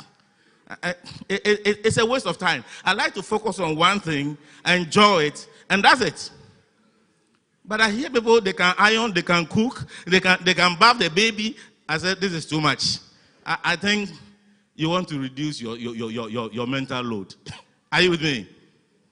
So you will always choose the cake when you are too many things on your mind. 7-digit number, telephone number is being asked, your brain will shut down and will just let you react naturally. Next slide. I've been prompted that we have to go very fast. Next slide. And so now we are at the point where people are being advised that, you see, sometimes you want to do too many things. And I like what Daniel said. Don't spread yourself thin, right? I think you give that advice. You want to avoid a situation where you are busy about everything. And they say, busy is the new stupid. Busy, busy, busy, busy, busy, busy. You want to do everything. You are everywhere. You have so many meetings, and you are very proud that I'm on 16 boards. You can't function. It's the new stupid. Move on now. This one, I wouldn't comment too much because it was one of his lecturers who just met him and said, have you considered becoming a lecturer? It was just, it ends up becoming a real definition for his whole life career. But he had never considered it. So sometimes we've come across people who will suggest things to us, but it could be good, but it only works out because you have to work it. Are we together? And so, luck struck from a very difficult lecturer who had never communicated. And this man was approaching him. So he thought, hey, what is this man up to? Only to tell him, have you considered becoming a lecturer? And today, is one of those renowned lecturers, in Stanford. And so, yes, that can happen. But here we are. So now, when you have to, naturally, when you have to make any decision, your most natural feeling is that, let me just do what I know. At that point, there's not much thinking. But when you are finished, you realize that there's an emotional thing attached. It's finished. Padibi, it's time is up. Okay, let me conclude. Give me 1 minute to conclude. I thought you gave me 30 minutes. All right. So basically, in conclusion, all we want to do about luck is that, look, you've got to work it out by thinking through it. And you can only think through it in a very deep way if you offload a lot of your cognitive load. In other words, don't try to do too many things at the same time. Focus and hopefully think through the issues you want to do, and you will by all means succeed. On this note, I say thank you.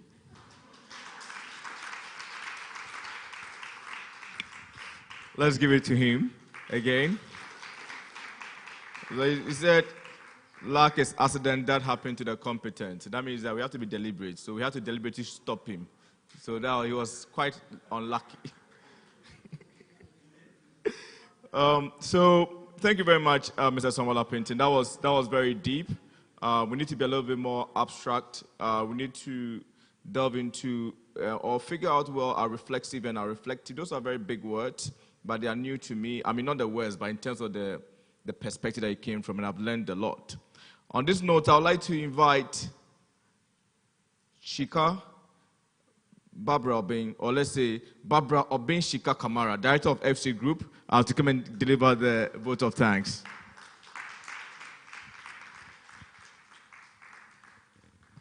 Thank you, Deridine.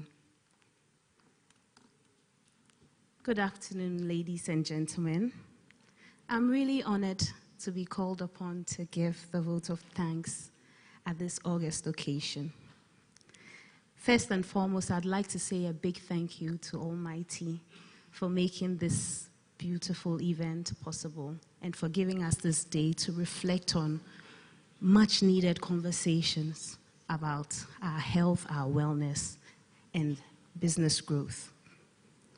I'd also like to express our sincere gratitude to the distinguished panelists and speakers who have shared their invaluable insights and expertise.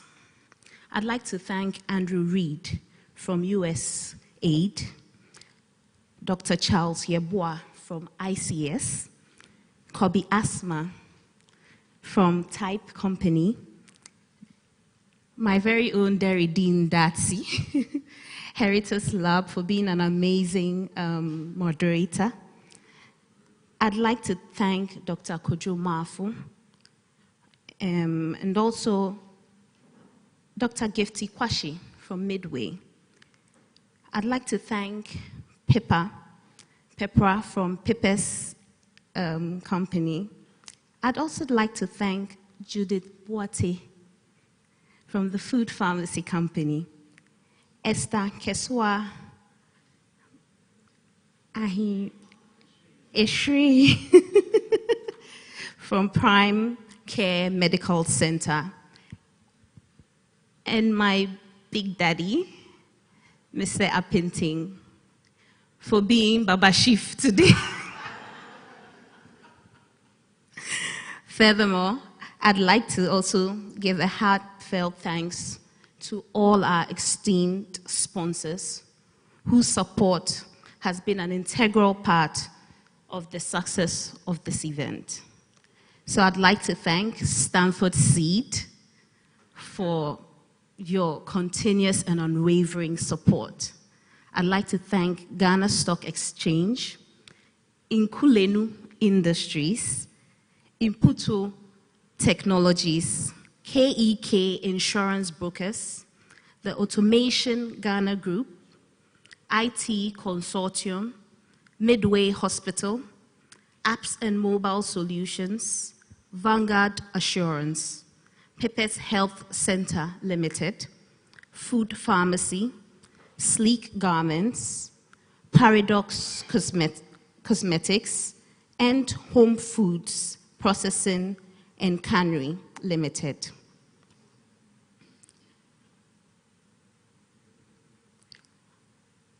Your commitment to fostering growth, innovation, and sustainable business practices is commendable, and we're truly grateful for this. Thank you all for your unwavering support, dedication, and for being part of this transformative journey. May our shared endeavors continue to inspire and impact business landscape for generations to come. Thank you very much.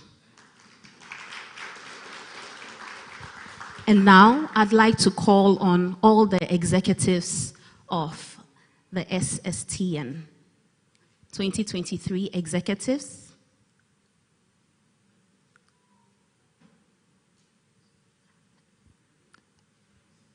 to come up. Thank you.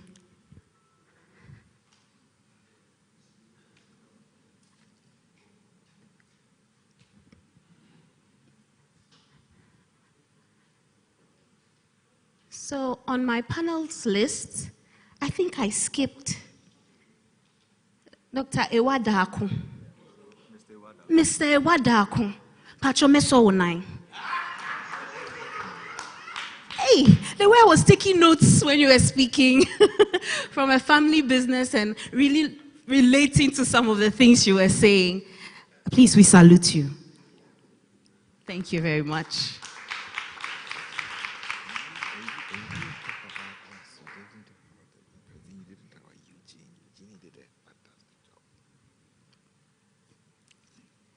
So the events committee, which I'm a silent member of, have put together such a wonderful conference this year. And I'd like to also acknowledge all the key players who made this event possible. I'd like to call on our very own Eugene, Daniel, Madam Tasha. Please, if you are part of putting this conference together, I would like to have you here so we can acknowledge all the hard work, the sleepless nights in planning such a wonderful conference. Danielle, can I have Eugene here? Annette, please join us. Could we please give them a round of applause as they... Auntie Linda, We need you up here as well.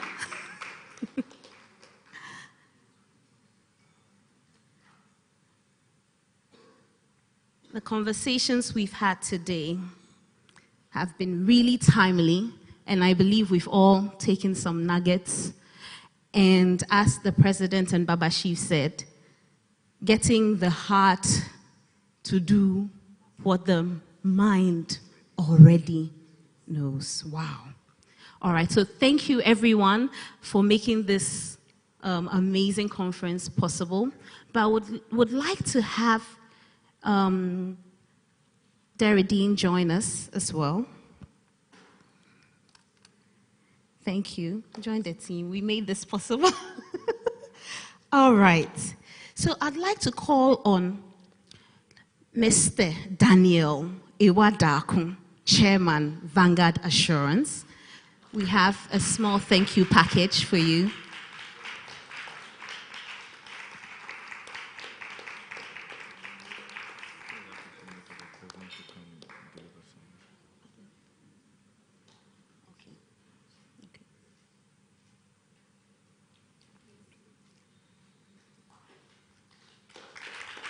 Okay, so Mr. President will be presenting the next one. Mr. President. I'd like to call on Dr. Charles Yeboah, CEO, International Community School. My kids attend the school. Amazing school. Dr. Charles Yeboah, thank you so much for honoring our invitation. I'd like to call on Mr. Kobe Asma, CEO, Type Company. He's receiving. Yes, so thank you so much, Mr. Kobe Asma, for being a member of our panel today. We have had an amazing moderator today. He was called very last minute, but the way he has taken us through today's program, I believe he deserves a big thank you. So the next hamper goes to Mr. Deredine Datsi, CEO, Heritage Labs.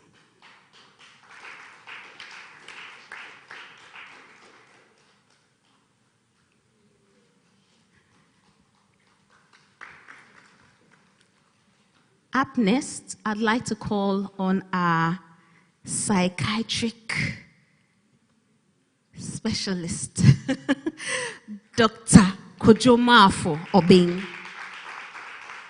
for giving us many aha moments.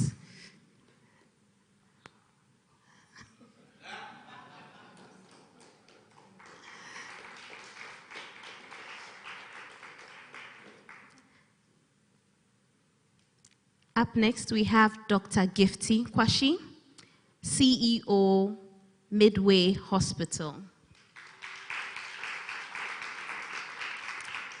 I think we need a discussion with the women about juggling all these balls.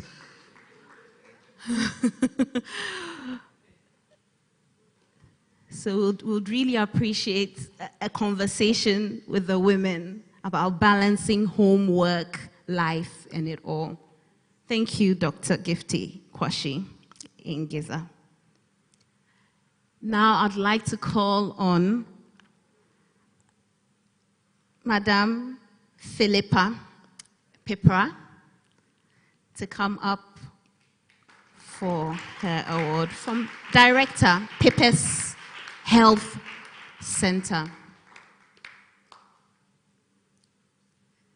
45 minutes each day, 1.5 liters in the morning before she gets out of her bedroom, and you can see it written all over her. This is what being healthy looks like. And I'm told when you go to the gym, she's there with her family. They are all working out. So it's like it's institutionalized into the family setup. That's amazing. I'd like to call Madame Judith Boite, CEO, Food Pharmacy.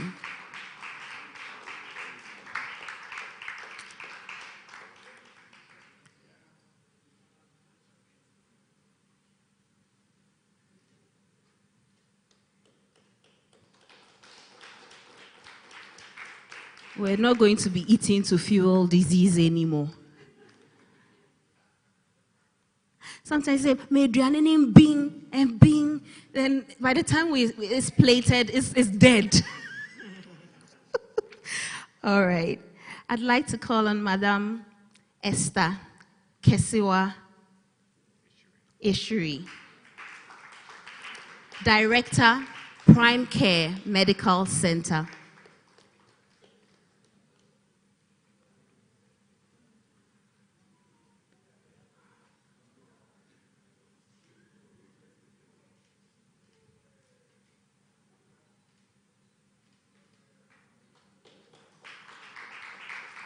Also, last but not least, I'd like to call on Mr. Samuel Appinting, Chief Executive Officer, Joysum Ghana Limited, aka Baba Chief.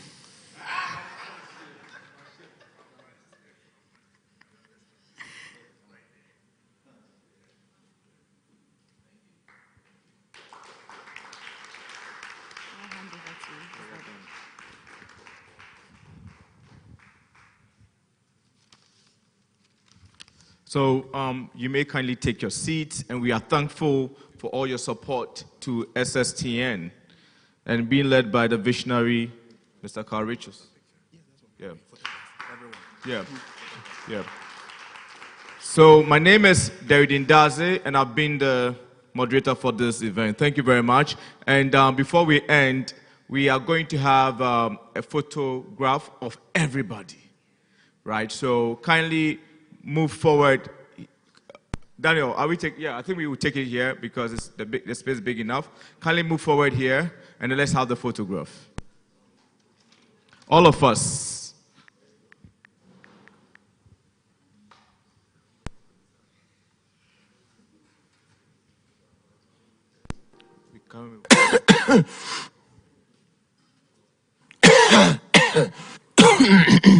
All right, go. Yeah, so kindly come forward here.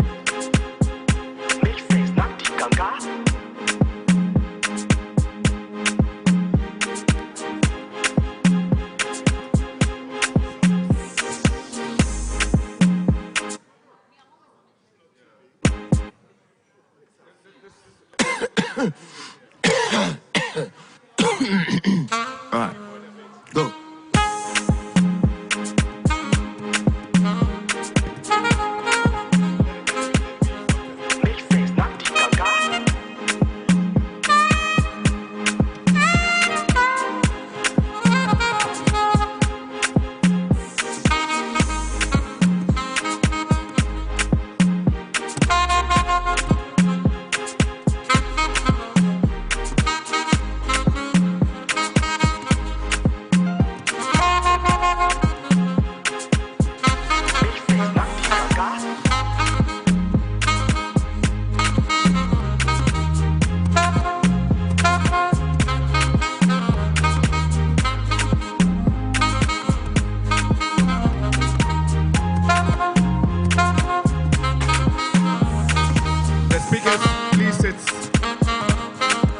President, you should join them on the seat.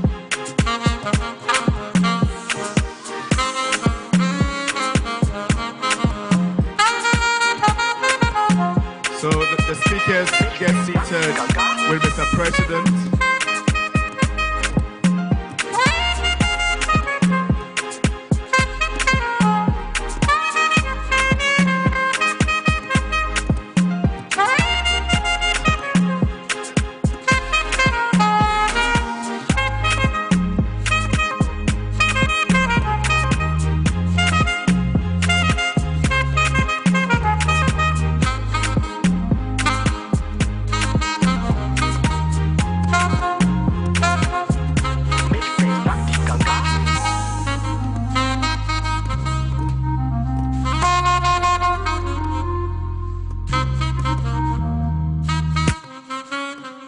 Do we have to do anything?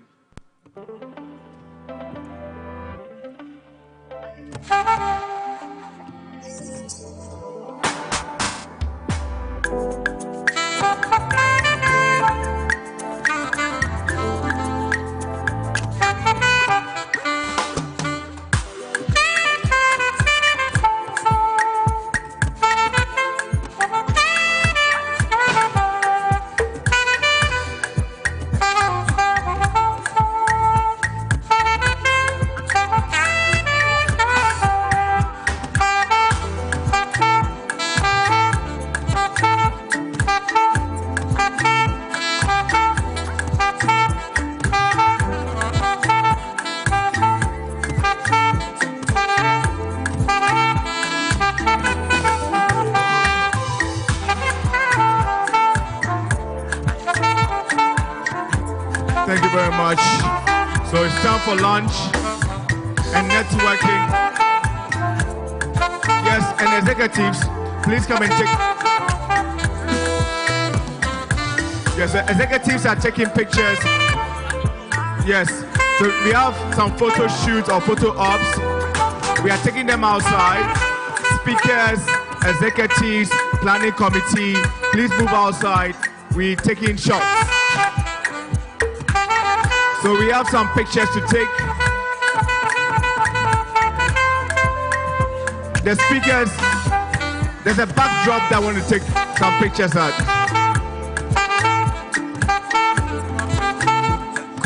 We have some photo ops outside using the backdrop.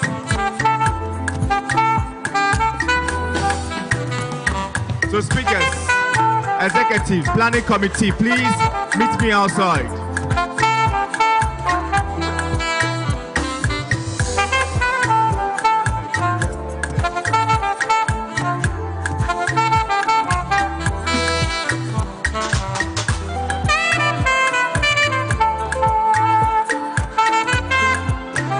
Photographer.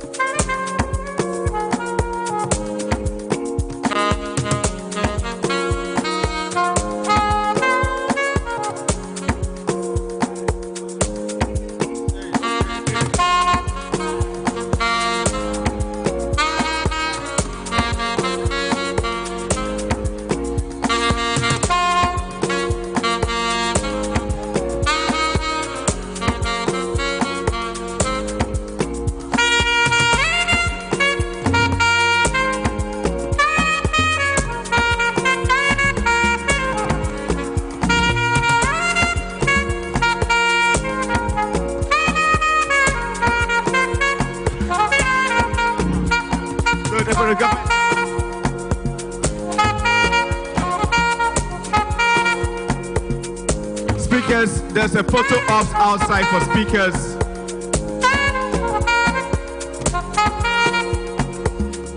Dr. Ebwa, there's a photo ops outside for Zalbi.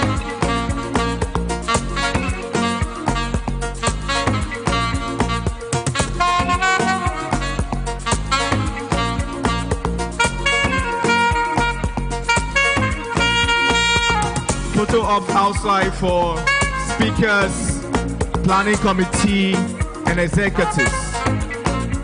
Photo ops outside for speakers, planning committee, and executives.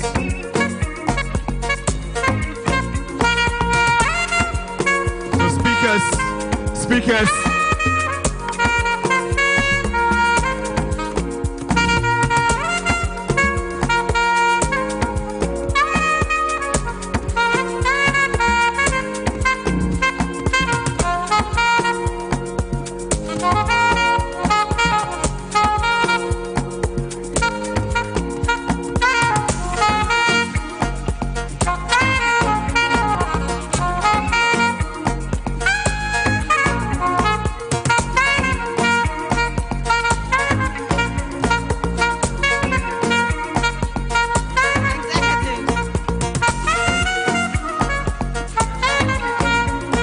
SST and executives. SST and executives. SST and executives. SST and executives. Photo ops. Eugene.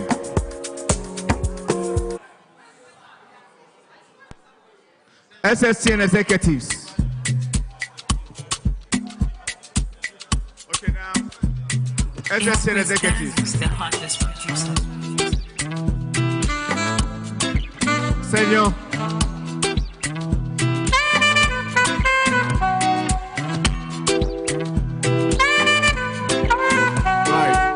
Planning committee. Yeah. Planning committee. Planning committee. Shika. Silence. Planning committee.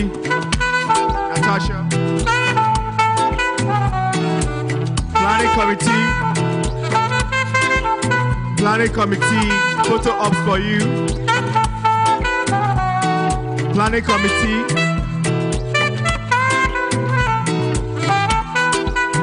Planning committee.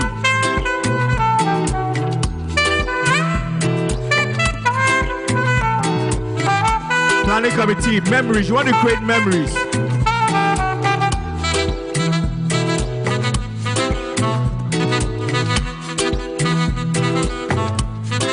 Planning committee. You don't want to be left out of the memory.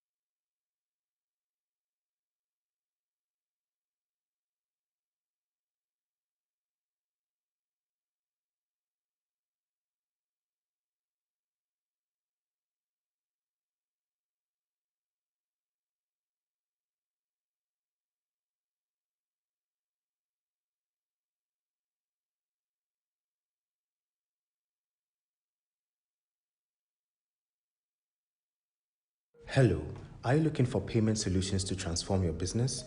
Allow me to introduce you to Absa Mobile Solutions Limited and our innovative solutions. Absa Mobile Solutions Limited is a wholly owned Ghanaian fintech registered and regulated by the Bank of Ghana and known in the markets for its many market-first payment solutions that power businesses in various sectors of the economy. Driven by its core values, passion, integrity, innovation, customer service, and excellence, the company has demonstrated market leadership in all of its solutions, transforming how businesses receive or make payments. We pride ourselves on our commitment to quality, delivering exceptional products and reliable support. Our flagship products include Orchard, an integrated payment gateway enabled with mobile money, bank and card payment functionalities, offers our merchants flexibility, reliability and security. AgroPay enables agribusinesses to effect payments directly to farmers via mobile money or bank transfers directly on the farm or factory gate. VPOS, a USSD solution that is quickly and easily deployed with various dynamic menus designed for different category of entities, ensuring users of the most basic phone types can effect payment. E-Ticket helps our clients to sell tickets delivered by QR codes or SMS with very reliable and robust on-site validation. Transform your business today with Absa Mobile's innovative products. Thank you for considering Absa Mobile as your trusted partner.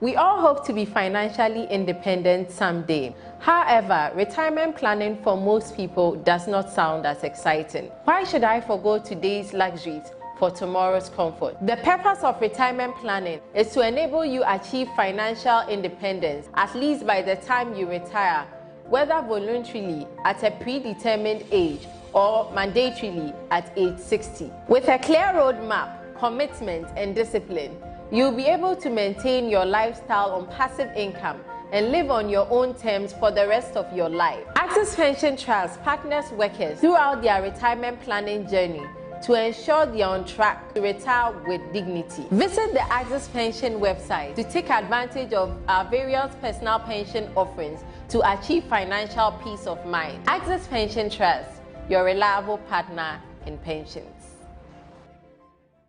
Every idea starts with a seed, your thought. Your future business, your investment, it needs an expert hand. And the aim? Exponential growth. You want to reap the rewards, to share the success with your family. Well, you're in the right place. We provide the platform to invest and raise long-term capital to grow your business, and a network of experts to turn it around. We are the preferred platform for trading shares and bonds with over 30 years experience in facilitating raising long-term capital. Come to the Ghana Stock Exchange. We shine the light on your idea. We bring the network of investors to seed your thought. We expand your horizon and help you reap great rewards. Talk to the Ghana Stock Exchange and our licensed brokers and watch your value grow. GSE. We're here. Let's go shopping. Nkulenu palm soup base, and what is made of? It's made in 2 different flavors. They have the pure palm nut fruit, and we have the prekese and abedu. That's very good. Then this will help my palm nut soup preparation in the house very easy. No more pounding on palm nuts again. Of course, it's going to make it so easy. Really? I heard all that you were talking about. Nkulenu palm soup base? I need to get my wife one to prepare me palm nut soup. Available in all West African shops. We are Impontu, a technology company dedicated to providing significant solutions to our customers using relevant technology. We believe visibility on all activities in your company is vital, so we provide relevant reports to grant you this visibility. We save you time and money by helping you focus on your core job as we automate repetitive tasks in your company. Our dashboards will describe your company's journey so far and give you predictions of your journey ahead. Powered by our AI tool, Snowly. Our journey over the years have seen us building scalable applications and mobile apps for the use of our clients to help deliver business process success in all areas. Our partners and clients include Societe Generale, Total, Standard Chartered, MTN, AGI, GAE, GCB Bank, EcoBank, FunMilk, Enterprise Insurance, and many more. We are Impontu, and our vision is to make you free to achieve.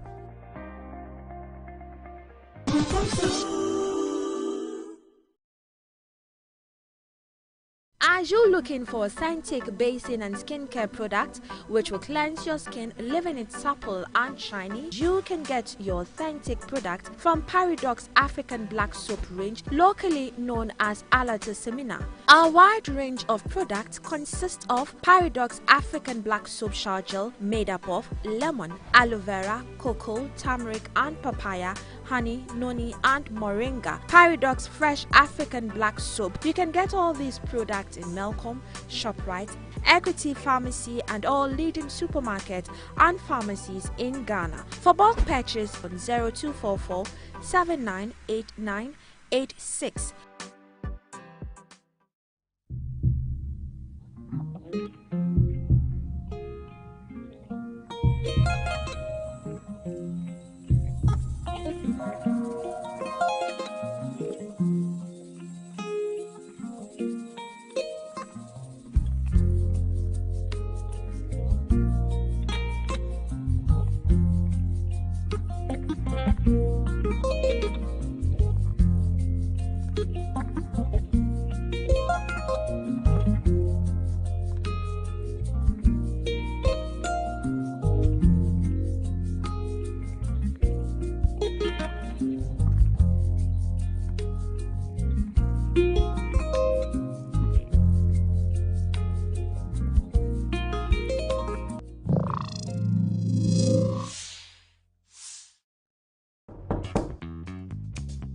Araba, there are some people at the door. Go and tell them I have traveled to Russia. Yes, Daddy.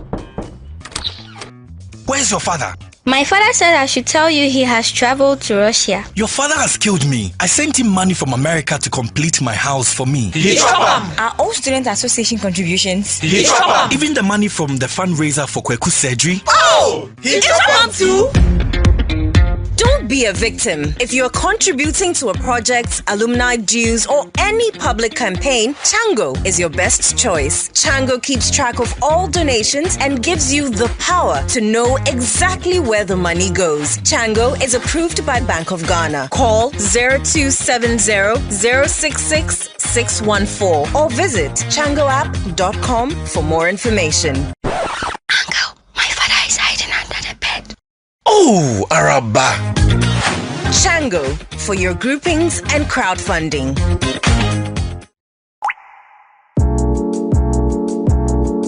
Introducing the safest, cleanest natural mineral water you could ever drink. Pause Mineral Water. Pause is ideal for homes, schools, offices, and churches. Our containers are eco-friendly and reusable. Pause comes in 20-liter regular bottles and 20-liter dispenser bottles. Pick up Pause on the premises of Action Chapel International or call the following numbers and we will deliver to you in the comfort of your home.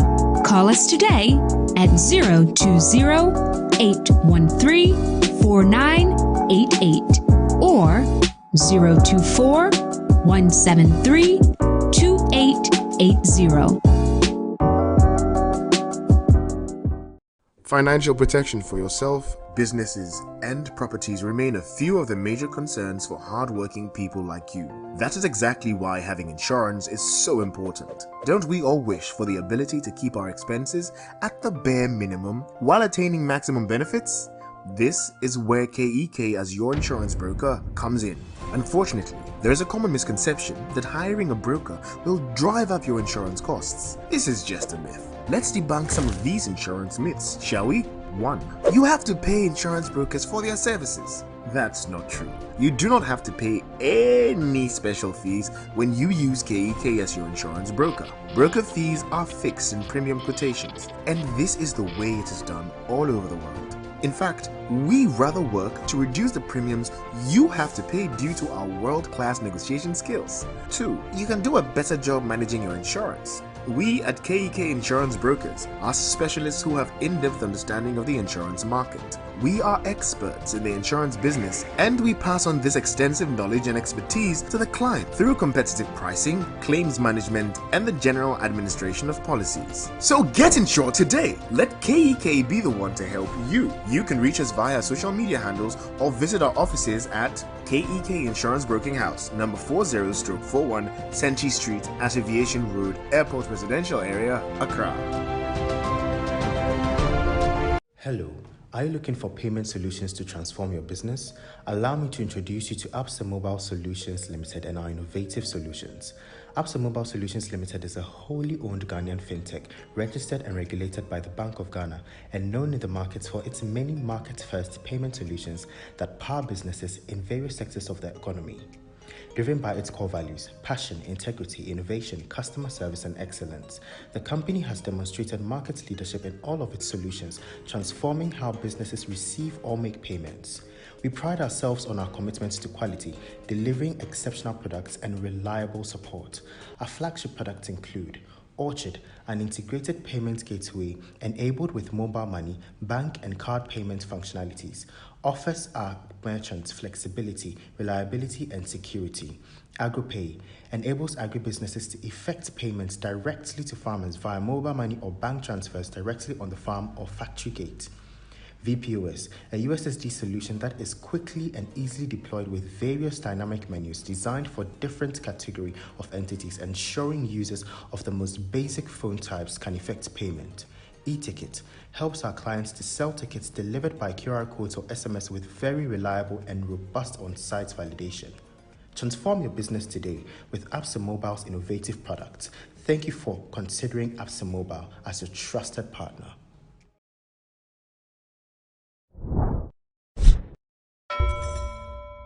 We all hope to be financially independent someday. However, retirement planning for most